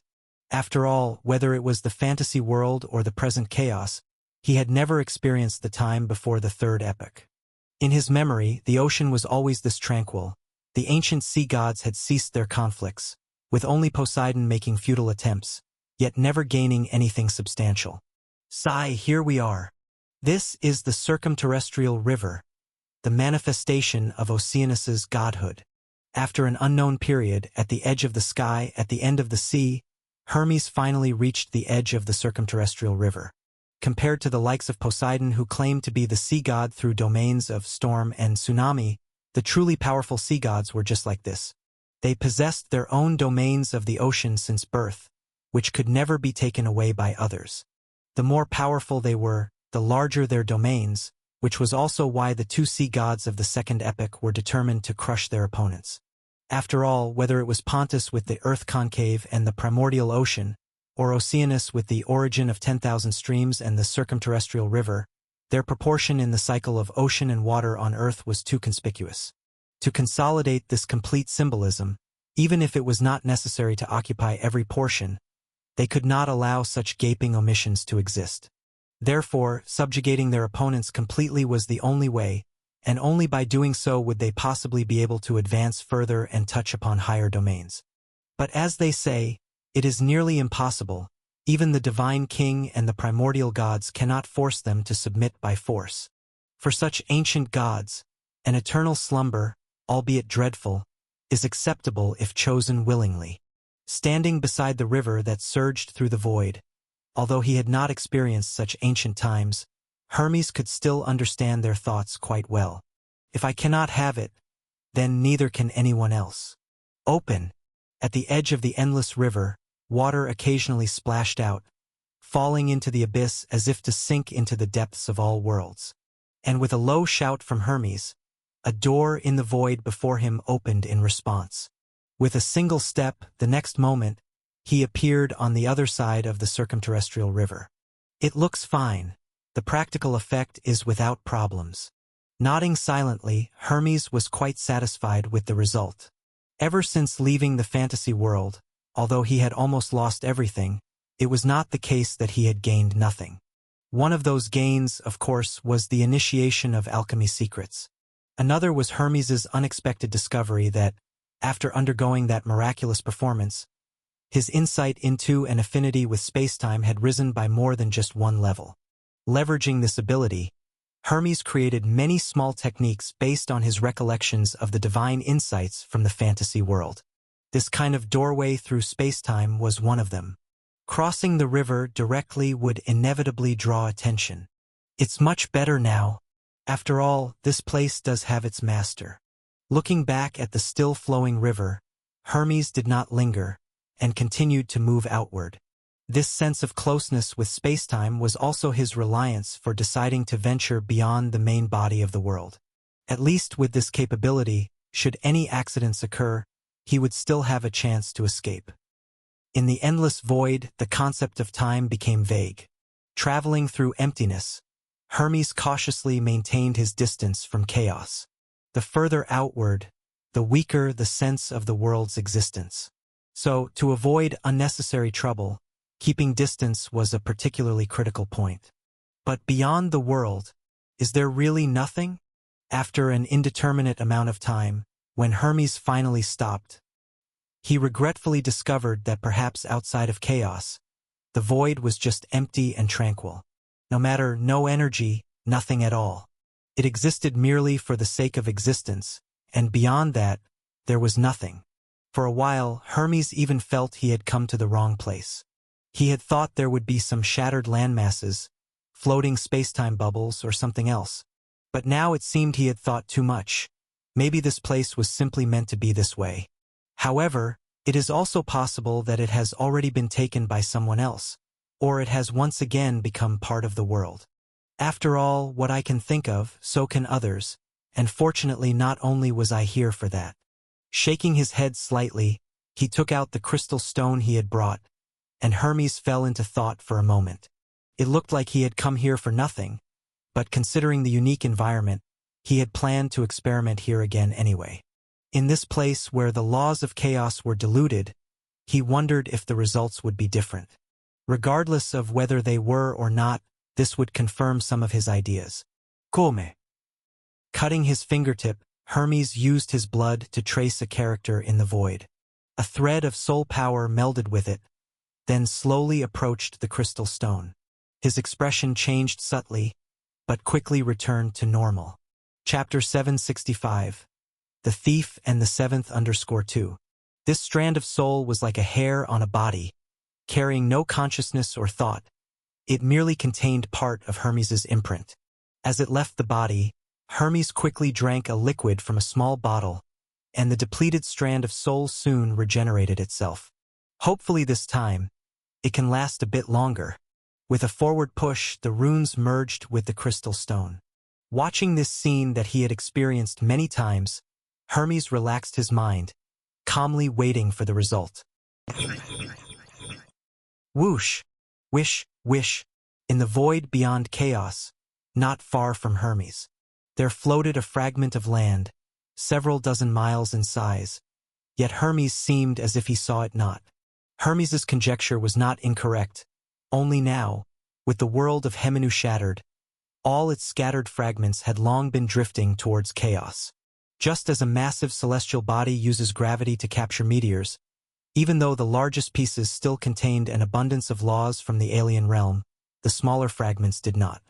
The marks of their alien realm had been erased, bit by bit, assimilated by the strength of chaos, just like the remnants of the 9 realms before them.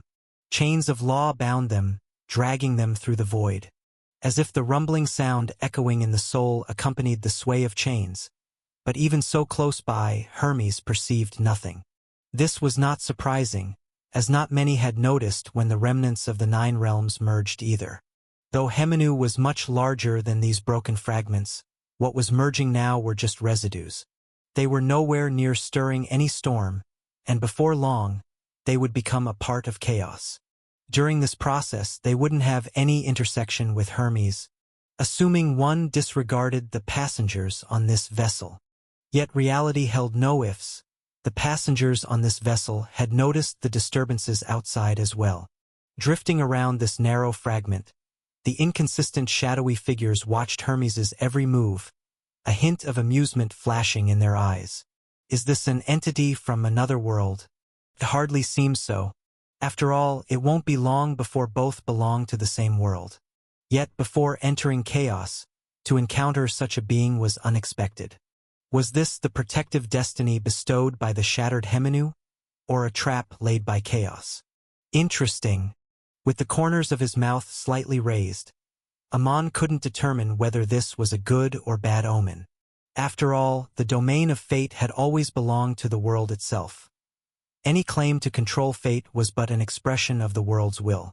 The fates of the 9 realms couldn't change the twilight of the gods. The fates of chaos could only patch things up. Even the triphased incarnation of Mother Night remained detached, almost never manifesting in the world. So whether the unfolding events were influenced by fate or if the world will of the alien realm detected some discord, arranging such a coincidence before him, no one could be certain. If it were Zeus, faced with such a scene, he would probably choose to retreat.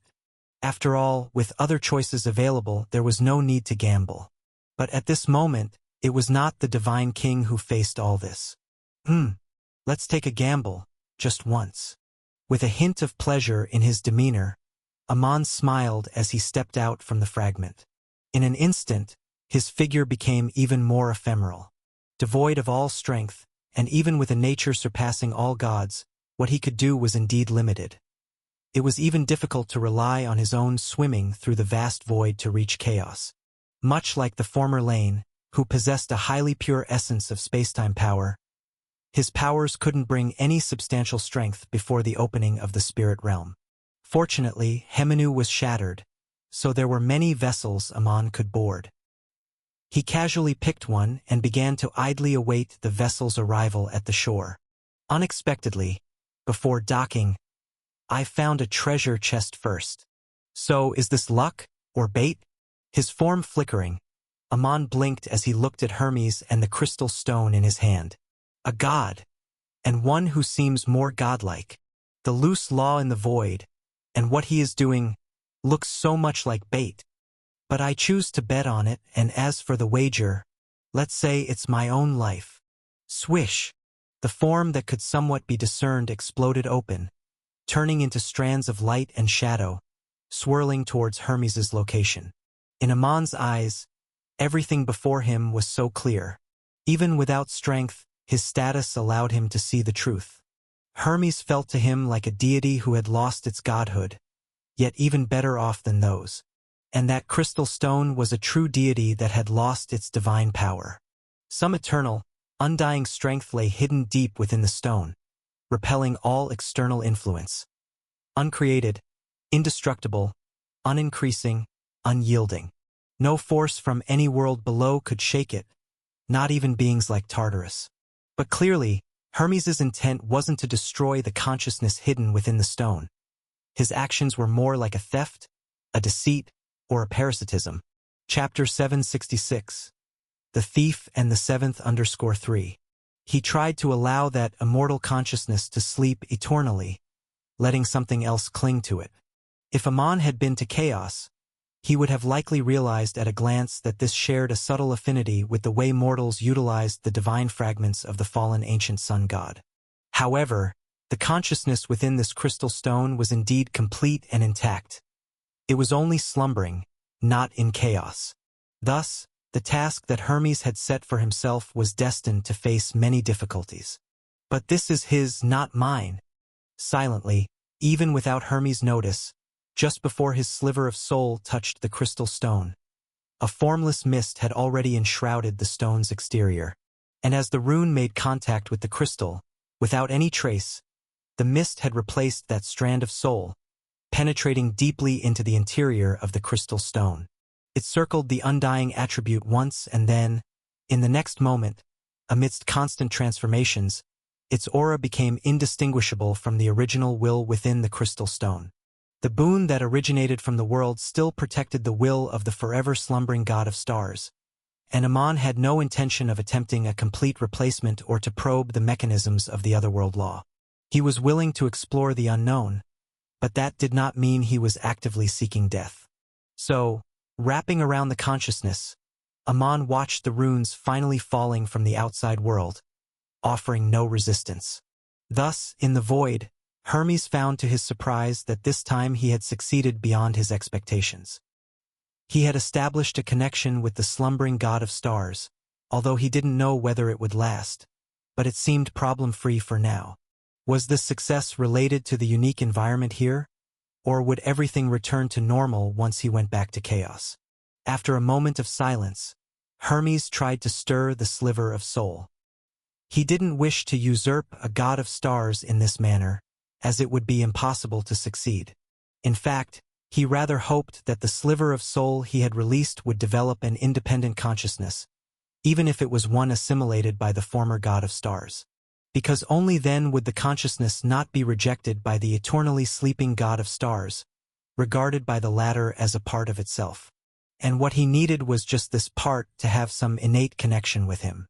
The next instant, with Hermes' thought, just as he had envisioned in the perfect scenario, the crystal stone trembled slightly. Quickly, a consciousness, slightly familiar but mostly identical to the aura of the crystal stone itself, awoke from within. Faced with this scene, Hermes hesitantly asked, "Your Excellency, are you the god of stars of old?" "I do not know." The consciousness within the crystal stone seemed hesitant as well but eventually responded. "Very well." Nodding inwardly, Hermes asked again, "Then, may I inquire if you remember your own name?" Unexpectedly, this was his creation, ranking first, the seventh creation. Before deciding the ranking, Hermes thought of the ancient myths of the chaos world. In the domains of spirituality and the mind, 7 was indeed the origin of all things. Thus, his first creation should not be ranked first but rather placed in the 7th position. Various thoughts flashed through his mind, but time did not stand still due to this. The next moment, Hermes received an answer from the newly born consciousness within the crystal stone. "I have forgotten much, but there are some things I still remember. Like my name, it's Amon." Chapter 767 Woodworm. Lord Amon, I thank you once again for your cooperation. In the void outside the world, everything was as it had been at the original location. In front of Hermes floated 3 flickering crystal cores, reflecting his grim expression. Some time had passed since Amon's birth, and upon discovering the success of the experiment, Hermes immediately returned to the high tower, retrieved the items, and came back here. A single success might have been just luck, so he planned to repeat his experiment. However, as Hermes had feared, even though he tried the exact same method over and over again, the birth of Amon still seemed unreplicable. Just like every previous time, the sliver of soul he released was never successfully assimilated by the will of the sleeping god of stars within the crystal stone, transforming into an independent avatar with a close connection to the other. Because each time he reached this step, that strand of soul would immediately self-destruct during the god of stars' instinctual assimilation process. Clearly, it couldn't withstand the ancient power of the star god, at least not with just that sliver of soul. Thus, in order to understand how his only success had occurred, Hermes had no choice but to ask Amon to continue cooperating with him in the experiments. He had thought this would require a lot of effort, but to Hermes' surprise, this new consciousness, who considered itself a recovery star god, seemed grateful for his help in awakening it and didn't refuse any of the trials he requested. Therefore, Hermes gave up on using force. Instead, he even fulfilled some of Lord Amon's requests. For instance, during breaks in the experimenting, He would tell him about the history of chaos or explain what his experiments were for. After all, although the other appeared to be a star god, he was actually just a soul assimilated by the consciousness of a star god. If he truly understood all this, then Hermes would indeed find it strange. Just like I said before, the mortal world is now dominated by God King Zeus from Mount Olympus. He ambitiously desires to rule everything, and those you once served are either imprisoned in the abyss as criminals of the previous era, sealed away, or have withdrawn from the world. I do not know whether you once served the ancient sun god or a previous divine king, but the outcome remains the same. There is no place for you in the current starry sky anymore, and you can verify this from others as well. Sighing, it seemed his success truly couldn't be replicated. Thus, this soul success became even more precious. So while Hermes discussed the world situation, he also emphasized the threats from the outside world. The best way to get the sheep within the pen to obey is to satisfy their desires. But desires grow, so this is not advisable. A lesser method is to tell the sheep that there are countless wolves outside. Thus, even if their desires aren't satisfied, fear would keep them quiet. Is that so? That is indeed unfortunate. Like a naively young person, Ammon readily believed Hermes' words. As an artifact of an old era forsaken by time, there was nothing he could do about it. Haha! Although the times are unstable, there's no need to worry too much. In fact, I still have some connections with the lineage of the god of stars, so I have been trying to awaken you. Unfortunately, my abilities are limited, and to this day, I have only been able to revive yourself. If I could revive a few dozen more, even if not accepted by all gods, you wouldn't need to worry about that. Hermes shook his head slightly, feeling it was time to return. Perhaps Ammon was indeed an accident, or maybe it was because he was the first subject of the ritual performed in the void. Often, the first one always holds some potential. But since subsequent attempts had failed, there was no need for him to waste more time. He still had backup plans, such as blood sacrifices. However, the products made this way would likely need to be restricted with strict seals and contracts. Considering many on the northern continent who are obsessed with blood sacrifice but are nature spirits, Hermes couldn't be too cautious. So we are returning now? Yes. Smiling and nodding, Hermes treated his own creation with courtesy. Welcome to the new era. Although you no longer remember the past, I believe you will eventually recall it. On the banks of the circumterrestrial river, two figures passed through an ethereal light gate. Without lingering, Hermes, along with the awakened god of stars, hurried back toward the high tower. Now that the experiment was finished, it was time to see how his students were doing. The materials for a blood sacrifice were hard to find, but not on the battlefield. The figure hurriedly departed, and soon, the oceanic realm on the edge of the world returned to calm. Only in the depths of the ocean did countless undercurrents swirl continuously, demonstrating the authority of the Lord of Ocean. God of stars, undying, blood sacrifice, chaos. I don't know how much time had passed when suddenly, a strange-looking sea serpent accidentally approached this area due to the swirling ocean currents. However, in the next instant, it stiffened there and began to visibly shrivel up at a speed visible to the naked eye. After a while, near its vital point, a brilliantly starlit and translucent seven-segmented insect burrowed out from it. A trace of blood still lingered around it, which then rapidly disappeared. Shortly after, as if it had finally digested the power from the sea serpent, the segmented worm seemed to open its eyes. Is this the otherworld blood sacrifice? This transformation between spirituality and material life also exists in Heminu. Mortals believe the heart is the bridge that connects the body and the soul. But in this world, the life inherent to the body can nourish the life of the soul. There's somewhat of an issue here. It must have something to do with the principal God who governs life in this world. Specific processes and detailed knowledge aren't necessary. Ammon had only learned of the existence of the blood sacrifice through chaos. He understood the way this ritual was conducted by observing the laws himself. After all, it was not something complex. Any subspiritual being could partake in a blood sacrifice provided they could withstand the multifold active negative emotions within it. This was also why all gods did not completely prohibit blood sacrifices, but banned human sacrifices instead. For the wiser a being, the more terrible the negative emotions produced in the process of the blood sacrifice. Of course, the more substantial the benefits drawn from it. However, the orthodox gods did not need to accumulate power in this manner, so human sacrifice often became synonymous with evil god. God of stars. I originally just wanted him to help me get in and obtain a suitable identity. With my current strength, I can't influence deities at all.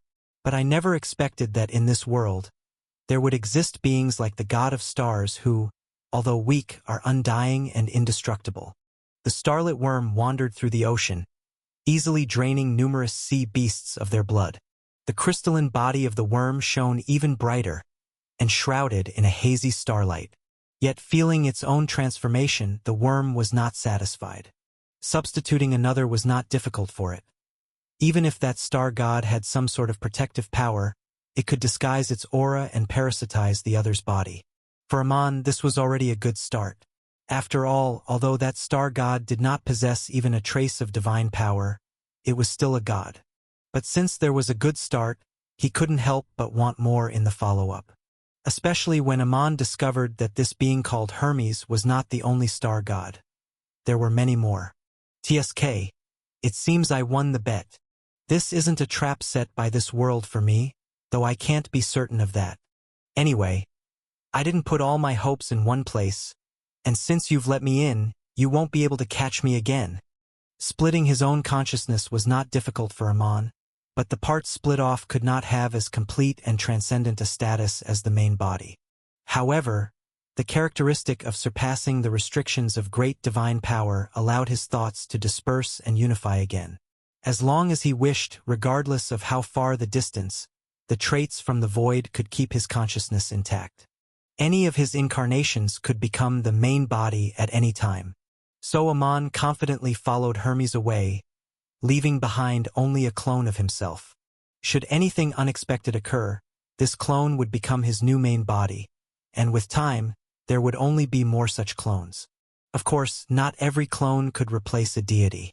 Even for someone with Amon's status, replacing under the law of deceit to trick the world was a considerably difficult task. Especially now when he had the status but no divine power whatsoever. Next, it's time to get some strength for myself. If I can't deceive that alchemist, then I'll deceive his apprentice, and as for me, a flash of starlight and a regular icosahedron appeared in front of the segmented worm. Lord of Ocean, Divine King, Hades, and other deities. Who should I visit first? Maybe I should roll a dice and see who's out of luck first. With a slight smirk, theoretically, the ocean should be the easiest to deal with and the least prone to mistakes, but Amon didn't care about that. To him, since there was no threat to his life, he would choose whatever was the most thrilling. At worst, he could just be discovered and killed, which wasn't really a problem. Therefore, in the next moment, as the starlight blinked again, the image of a deity appeared on each facet of the icosahedron, all of which Amon had heard from Hermes. With a slight thought, the icosahedron dropped and headed towards the sea surface. Whichever facet first touched the water, Amon would choose that one. He wouldn't regret his decision, be it simple or difficult. Snap! It turned out to be her. The icosahedron landed on the ocean surface and immediately shattered into a handful of stardust. Having known the outcome, the seven-segmented worm seemed to shake its head, then dove into the sea. Amon didn't plan to linger in this seldom-visited place. As for why he had his incarnation appear as an insect, there was no particular reason other than being influenced by the Egyptians of the past. They regarded the scarabs as the sun, so Amon decided to use the segmented worm to represent the stars. After all, he was now an imposter star god, which wasn't wrong. A new world, a new life. He hoped the people and gods of this world could bring him a bit more joy. Chapter 768. Encroachment. Perched at the very north of the continent, standing atop Mount Nysa allowed one to overlook the entire north. Since the end of the turmoil caused by Typhon, the three fates, collectively known as the Moirai by all gods, had relocated here. The young maiden Clotho spanned the thread of fate from her spindle, each strand representing the entirety of a life. The middle-aged woman Lachesis, with a staff marked with scales, measured the length of lives, determining the brevity or longevity of said threads. The old crone Atropos, with her weathered skin and hoary hair, sheared the threads Clotho spun with her scissors of destiny, leading the existence of lives to their ultimate demise. Such were the responsibilities of the three fates, as well as the powers and privileges bestowed upon them by the world. With these powers, they could deftly weave the threads of fate, returning all things to their natural order. After all, although the gods are exalted, they are fated to be influenced once they come into contact with mortal things. Even if the fates could not directly meddle with the destinies of deities, they never shied away from resorting to such roundabout means. However, after so many years of existence, the mortal realm had gone through countless cycles of spring and autumn, and yet, the cracks in fate seemed only to be widening. An intangible pressure weighed down on Mount Nyssa, making this place increasingly heavy, but the fates found themselves without means to resolve it. After all, the Moirai had always faced three severe problems. Without solutions, fate could not return to its rightful track. The first issue was that the inherent order of the present world had already been severely disrupted before the birth of the fates. This was an old debt, stretching back to the dawn of creation, including the fall of the primordial deities and the premature succession of the divine king, an unsolvable problem for them. Fortunately, these old wounds were not fatal, at least not for the time being. The second problem stemmed from the cyclical reincarnation of the spirit realm. The three fates tried to arrange the destinies of all spirits, but the innate gifts of wisdom at the birth of beings varied greatly and lay beyond the goddess's control. Thus, what should have been an easy task became 1,000 times harder, leaving the Moirai with no leisure at all. As for the third problem, it was even more serious, for it was a divine problem, with the potential to occur at any moment. The destinies of the deities were not within the scope of the three fates' weaving. Of course, this did not interfere with their observation. As long as they kept to themselves what they witnessed, this observing came at almost no cost. Thus, Clotho could see the ebb and flow of the gods' fates, and Lachesis could see their moments of glory and failure. As for Atropos, she could try to intervene during the most difficult times. The fruit of one day, in some sense, resulted from such manipulations. Yet, these methods were merely auxiliary. In the face of more direct impacts, they were powerless. Pollution, for instance, occurring from time to time was such an instance. Click! 1,782 threads of fate. One day, with an expressionless face, she closed her scissors, and with a burst of crackling sounds, inaudible to ordinary beings, threads of fate snapped in front of Atropos. This was her duty and what she was supposed to do. Yet as Atropos closed her scissors, the strange, pungent odor emanating from her became slightly more pronounced. The yellow-stained teeth, the ragged clothes, the withered hair. If a mortal from a later age living on the subcontinent were to see her, they might mistake her for a herald of the decay, the 5 signs of heavenly decay. And while the world of chaos had no exact concept of the decay, when the body of a deity displayed such signs, it still signified some kind of disaster. However, as if accustomed to it, Atropos casually wiped the light red sweat from her brow and turned a blind eye to all these signs. As the one who sheared the threads of fate, if she did not want fate itself to bear an even heavier burden, then she had no choice but to take it upon herself. After all, I am undying Lachesis. You are as well. The fate of this world is with us. Speaking faintly, Atropos tried to stand, but in the next moment, she staggered. Luckily, she was quickly steadied as someone supported her gaunt arm, and a pleasant fragrance wafted from her side, coming from Lachesis, who was tenderly holding her older sister's arm. Health and decay, soft skin contrasting against wrinkles and lines. The two seemed to embody a stark contrast, as if from two different worlds, but neither cared for this difference, as if they didn't perceive the discrepancies between them at all. Sister, in recent years, such pollution has been on the rise. If this continues, it will eventually lead to great chaos. With her brow furrowed in worry, others might be unaware, but Lachesis knew exactly what Atropos was severing just now. Those were indeed the threads of fate, but they were ones that were not meant to be cut at this time. Being the one who measured the length of fates, Lachesis could affirm that each had more than a year's length left. And most crucially, even though their threads had been cut, they were in fact not yet dead. They were still alive, just already abandoned by the fate of the present world. I know, but I must do this.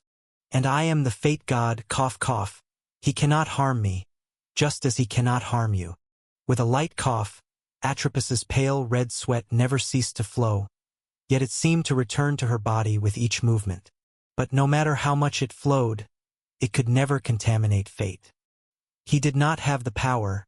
Eroding some deity's thread of fate was already the ultimate extent. And for the deity who is destiny itself, his power was still far from sufficient. This is a protracted war, but we have already secured an invincible position. And do you remember what I told you, Lachesis? The Divine King will resolve it. We don't need to do anything. He will do it for us. Look, he already wants to unify the mortal realm, and this is just the beginning. Every era's Divine King has their own way to fight against fate. Some chose violence, others chose delay. As for him, he chose to draw closer to him. At least so far, he has been quite successful, hasn't he? In silence, Lachesis had to admit that although the upcoming great battle might further harm fate, if Zeus got his wish after the war ended, his next move would indeed begin to cleanse the mortal realm. Those natural beings and evil gods disrupting the order of fate, those evil creatures affected by the Mother Tree's power, those lives from beyond this world, without the need for the fates to intervene, he would do it on his own. And on that day, the pressure of fate would naturally decrease, and the three of them could also be relieved from much of their burdens. All right? With a slight lift of her hand, Atropos seemed not inclined to continue discussing this matter. What did you come here to do today? Beings corrupted by that tree could be born at any moment. I can only resolve it, but I need you to discover them. You wouldn't have come just to see me. So tell me, what has happened? It's Clotho. She said that a deity's fate has shown a different alteration, only this time. Hesitating for a moment, Lachesis slowly said, This time, it's actually changing for the better. While observing the thread of fate, she discovered that the fate of an ancient god of stars has taken a turn anew. It was already at a turning point like many other gods of stars, but now it is actually returning. It's like diverting a river back to its proper course, returning to its original direction, yet everything seems problem-free. The initial erroneous fate is being corrected, and the parts influenced by it are likewise. I don't know if it's an illusion, but sister, I want to go see for myself. If there is a problem, we can prevent it early on. But if this truly is a good thing, then we should know how it happened. After all, it's not unusual for fate to recover. But the question is, if someone has led this mend, how do they know what fate is the proper course? Yes, this was the reason why Lachesis had come. You mend a machine on the premise of knowing what it looks like when intact. Then comes the question, aside from the fates, who has seen such clear fate, and why would they abruptly adorn the fate of a god of stars? Is that so? You're right. But where's that place? With a slight nod, Atropos too understood the subtlety of the matter. If such a change were to occur in a mortal's fate, they might not be able to find out in time, but a god is different. Even if it's just a god of stars, that too is a deity. In Athens, in the domain of Hermes. Speaking softly, Lachesis said, Actually, I've been wanting to go there for a while now. After all, others do not know, nor can we tell them, but we are very clear ourselves. Hermes, how did he become a person? Hermes was unaware, because he had overlooked the fates when introducing the gods. This led to a misjudgment by an entity that had never heard of a deity exercising fate, resulting in some unexpected outcomes. After all, in the world of Heminu, There had never been mention of a fate god. They only thought of it as the power intrinsic to the world itself, not manipulated by any god. In any case, this minor oversight was about to bring an unwelcome visitor. And the strings of fate were so secretive that, unless the fates wished it, very few beings could discover their tracks. For a time, Athens seemed to truly become the center of the world, drawing the attention of beings from heaven and earth. Whether they planned to engage in the strife within Olympus or not, gods turned their gaze here, one after another. They were all waiting for an outcome, to see if there was any possibility for this strife to cease. After all, to an outsider, the determination of both parties was unknown. This was just the death of a mortal. It might not evolve into an incessant conflict among the undying gods. But that's what they thought. At the same time, within the city of Eryxis, the temple at the city's center, the goddess of agriculture, who had personally been involved in all of this, did not share this view, as the war had begun on her own territory. Chapter 769 with Solomon. Bang! Unreasonable! The heavy doors made a massive sound as Aphrodite, looking displeased, walked out of the temple. The mocking voice echoed in her ears, and just this once, she truly had nothing to say.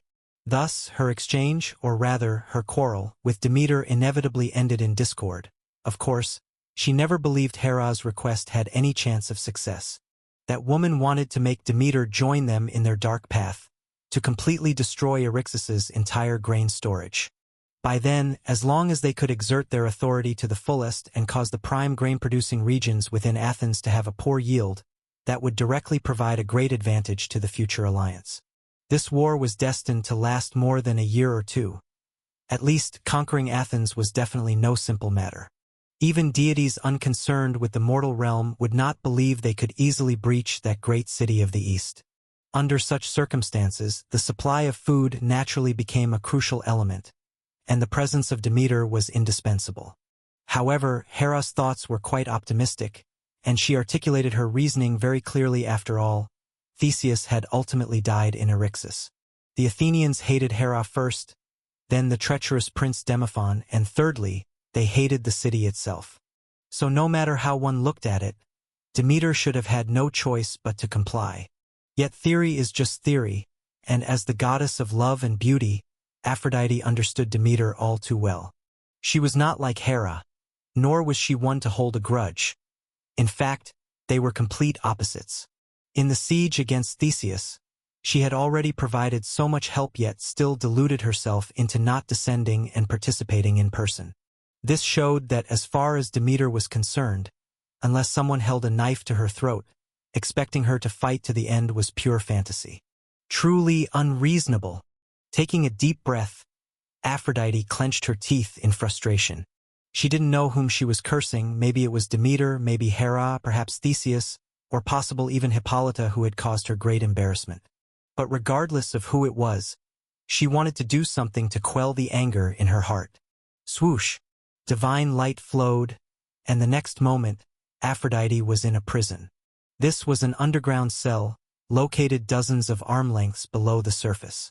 Above ground, it was part of a small manor, originally belonging to an Eryxis aristocrat.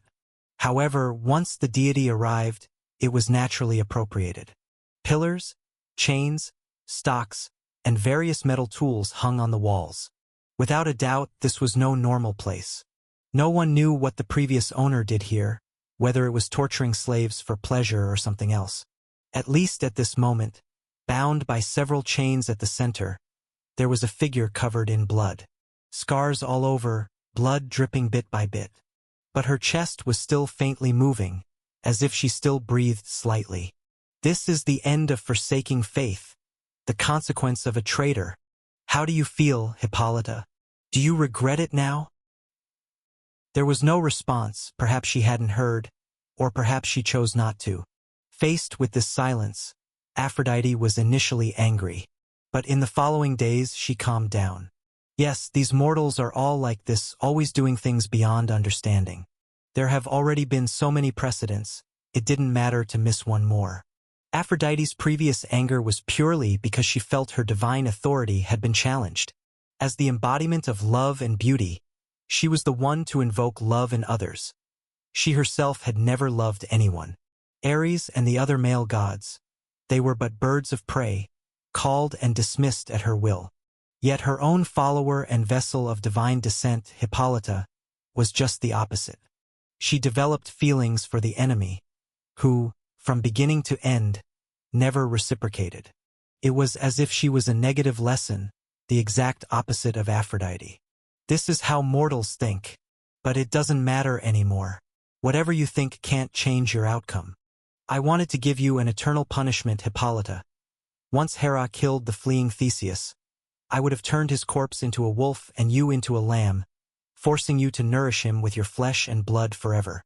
But since Hera did not succeed, I shall find another way. Demeter hides in her domain, thinking she can avoid trouble? Well, I refuse to allow it. What she is unwilling to do, I will do for her. Consider yourself fortunate, Hippolyta. Eternity is an endless calamity for the weak, but you can find release at my hands. Now, Aphrodite was here in her true form, but she would leave the city before the Athenian army arrived. Hera wanted her to redeem herself with merit here, but Aphrodite had no intention of obeying. At most, she would leave something behind. As for the killing and fighting, how could that soil her hem? This way, no matter how long Eryxis can hold out, the Athenians will never gain anything from here. Everyone will know they have blood-washed the city and taken vengeance for Theseus. With a satisfied smile, pondering her arrangements, Aphrodite suddenly felt a twinge of nostalgia for an old lover. Chapter 770, with Solomon_2. Helios, the fallen god of sun. Many believed that, if not for the coercion from Zeus, this honest person would not have come to this point. But Aphrodite was well aware that Helios was not honest at all. Long before she approached him, he was already involved with Clymene, the wife of the ancient Titans deities, and the Oceanides, the goddess of renown, and had even fathered demigod offspring. But all of that had ended with the fall of the sun, as he was sealed within the stars, just like his father. Being with the sun feels so warm and intense. Pity, Apollo seems to be quite impervious. However, on the other hand, I still have to thank you, Helios. If it weren't for you, I would probably never have known that, in addition to true gods, there are so many powerful beings in this world. Tartarus, the secrets of chaos, always more than I can imagine. With a seductive smile, the ultimate charm of the goddess of beauty was reached when her girdle fell around her own waist. No matter what form of life, no matter how shaped, they all could feel the beauty of Aphrodite, just as her church had said. Beauty, after all, is the most powerful weapon in the world. Just wait, Hippolyta. I await the good news you will bring me. Turning around, Aphrodite left without hesitation. It was no longer safe here. To prevent herself from becoming a captive, it was best to return to Olympus immediately. As for Demeter, let her stay with this broken city.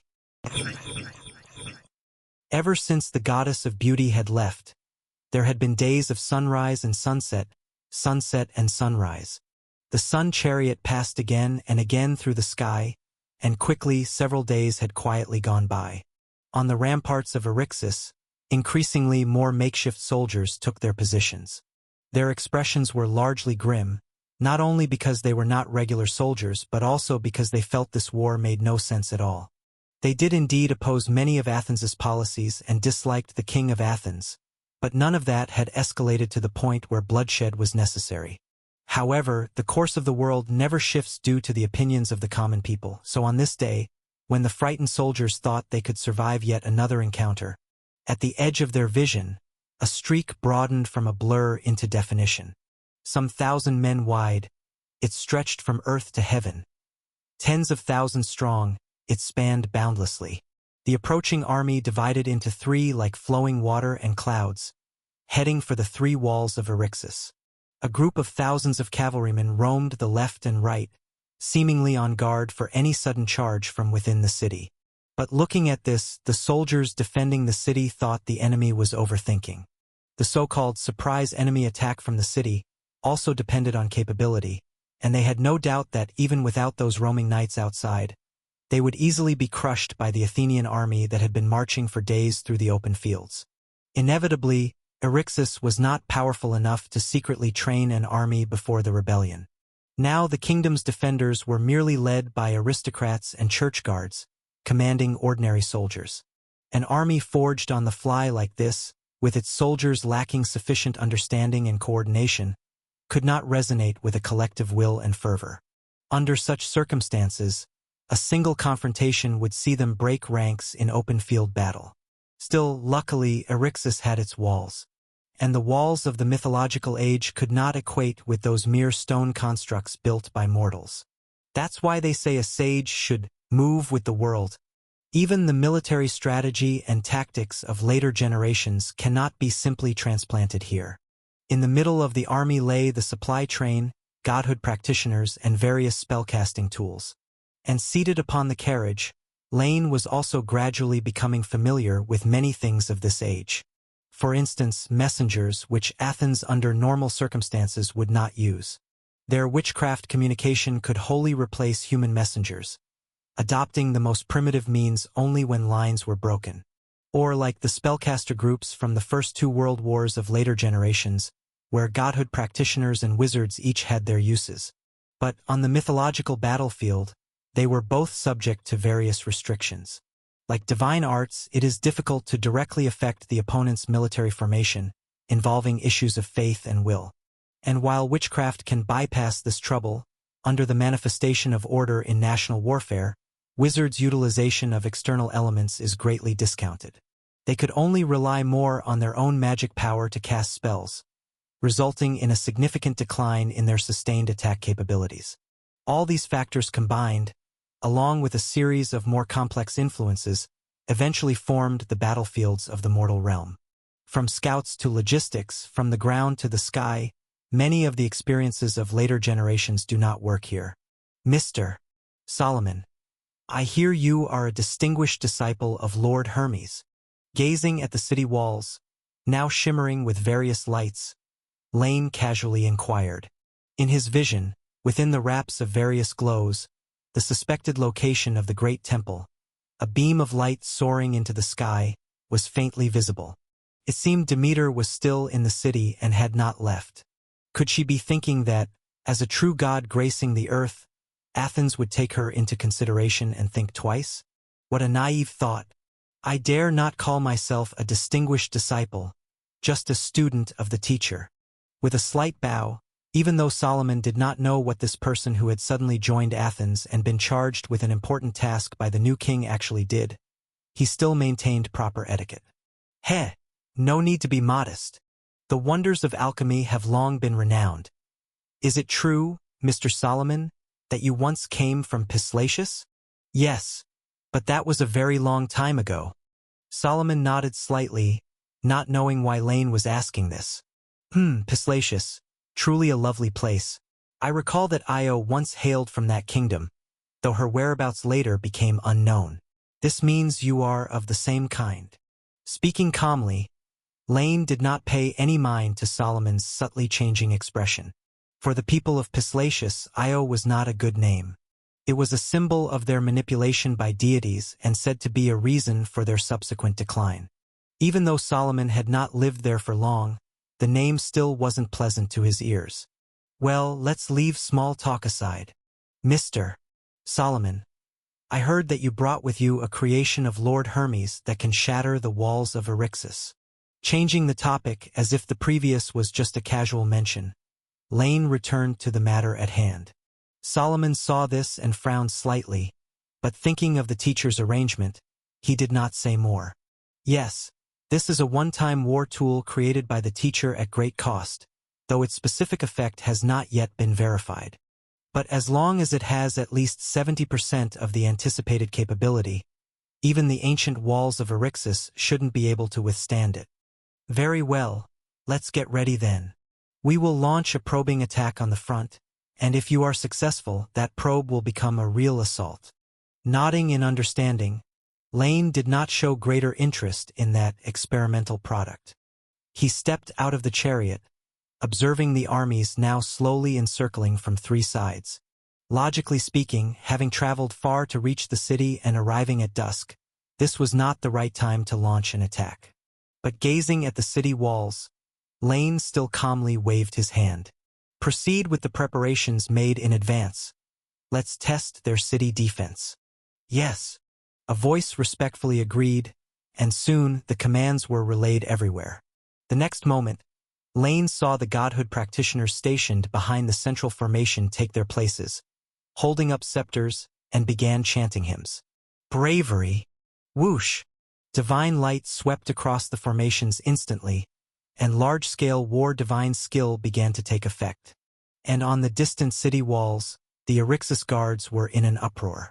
Clearly, such commotion marked the prelude to a siege.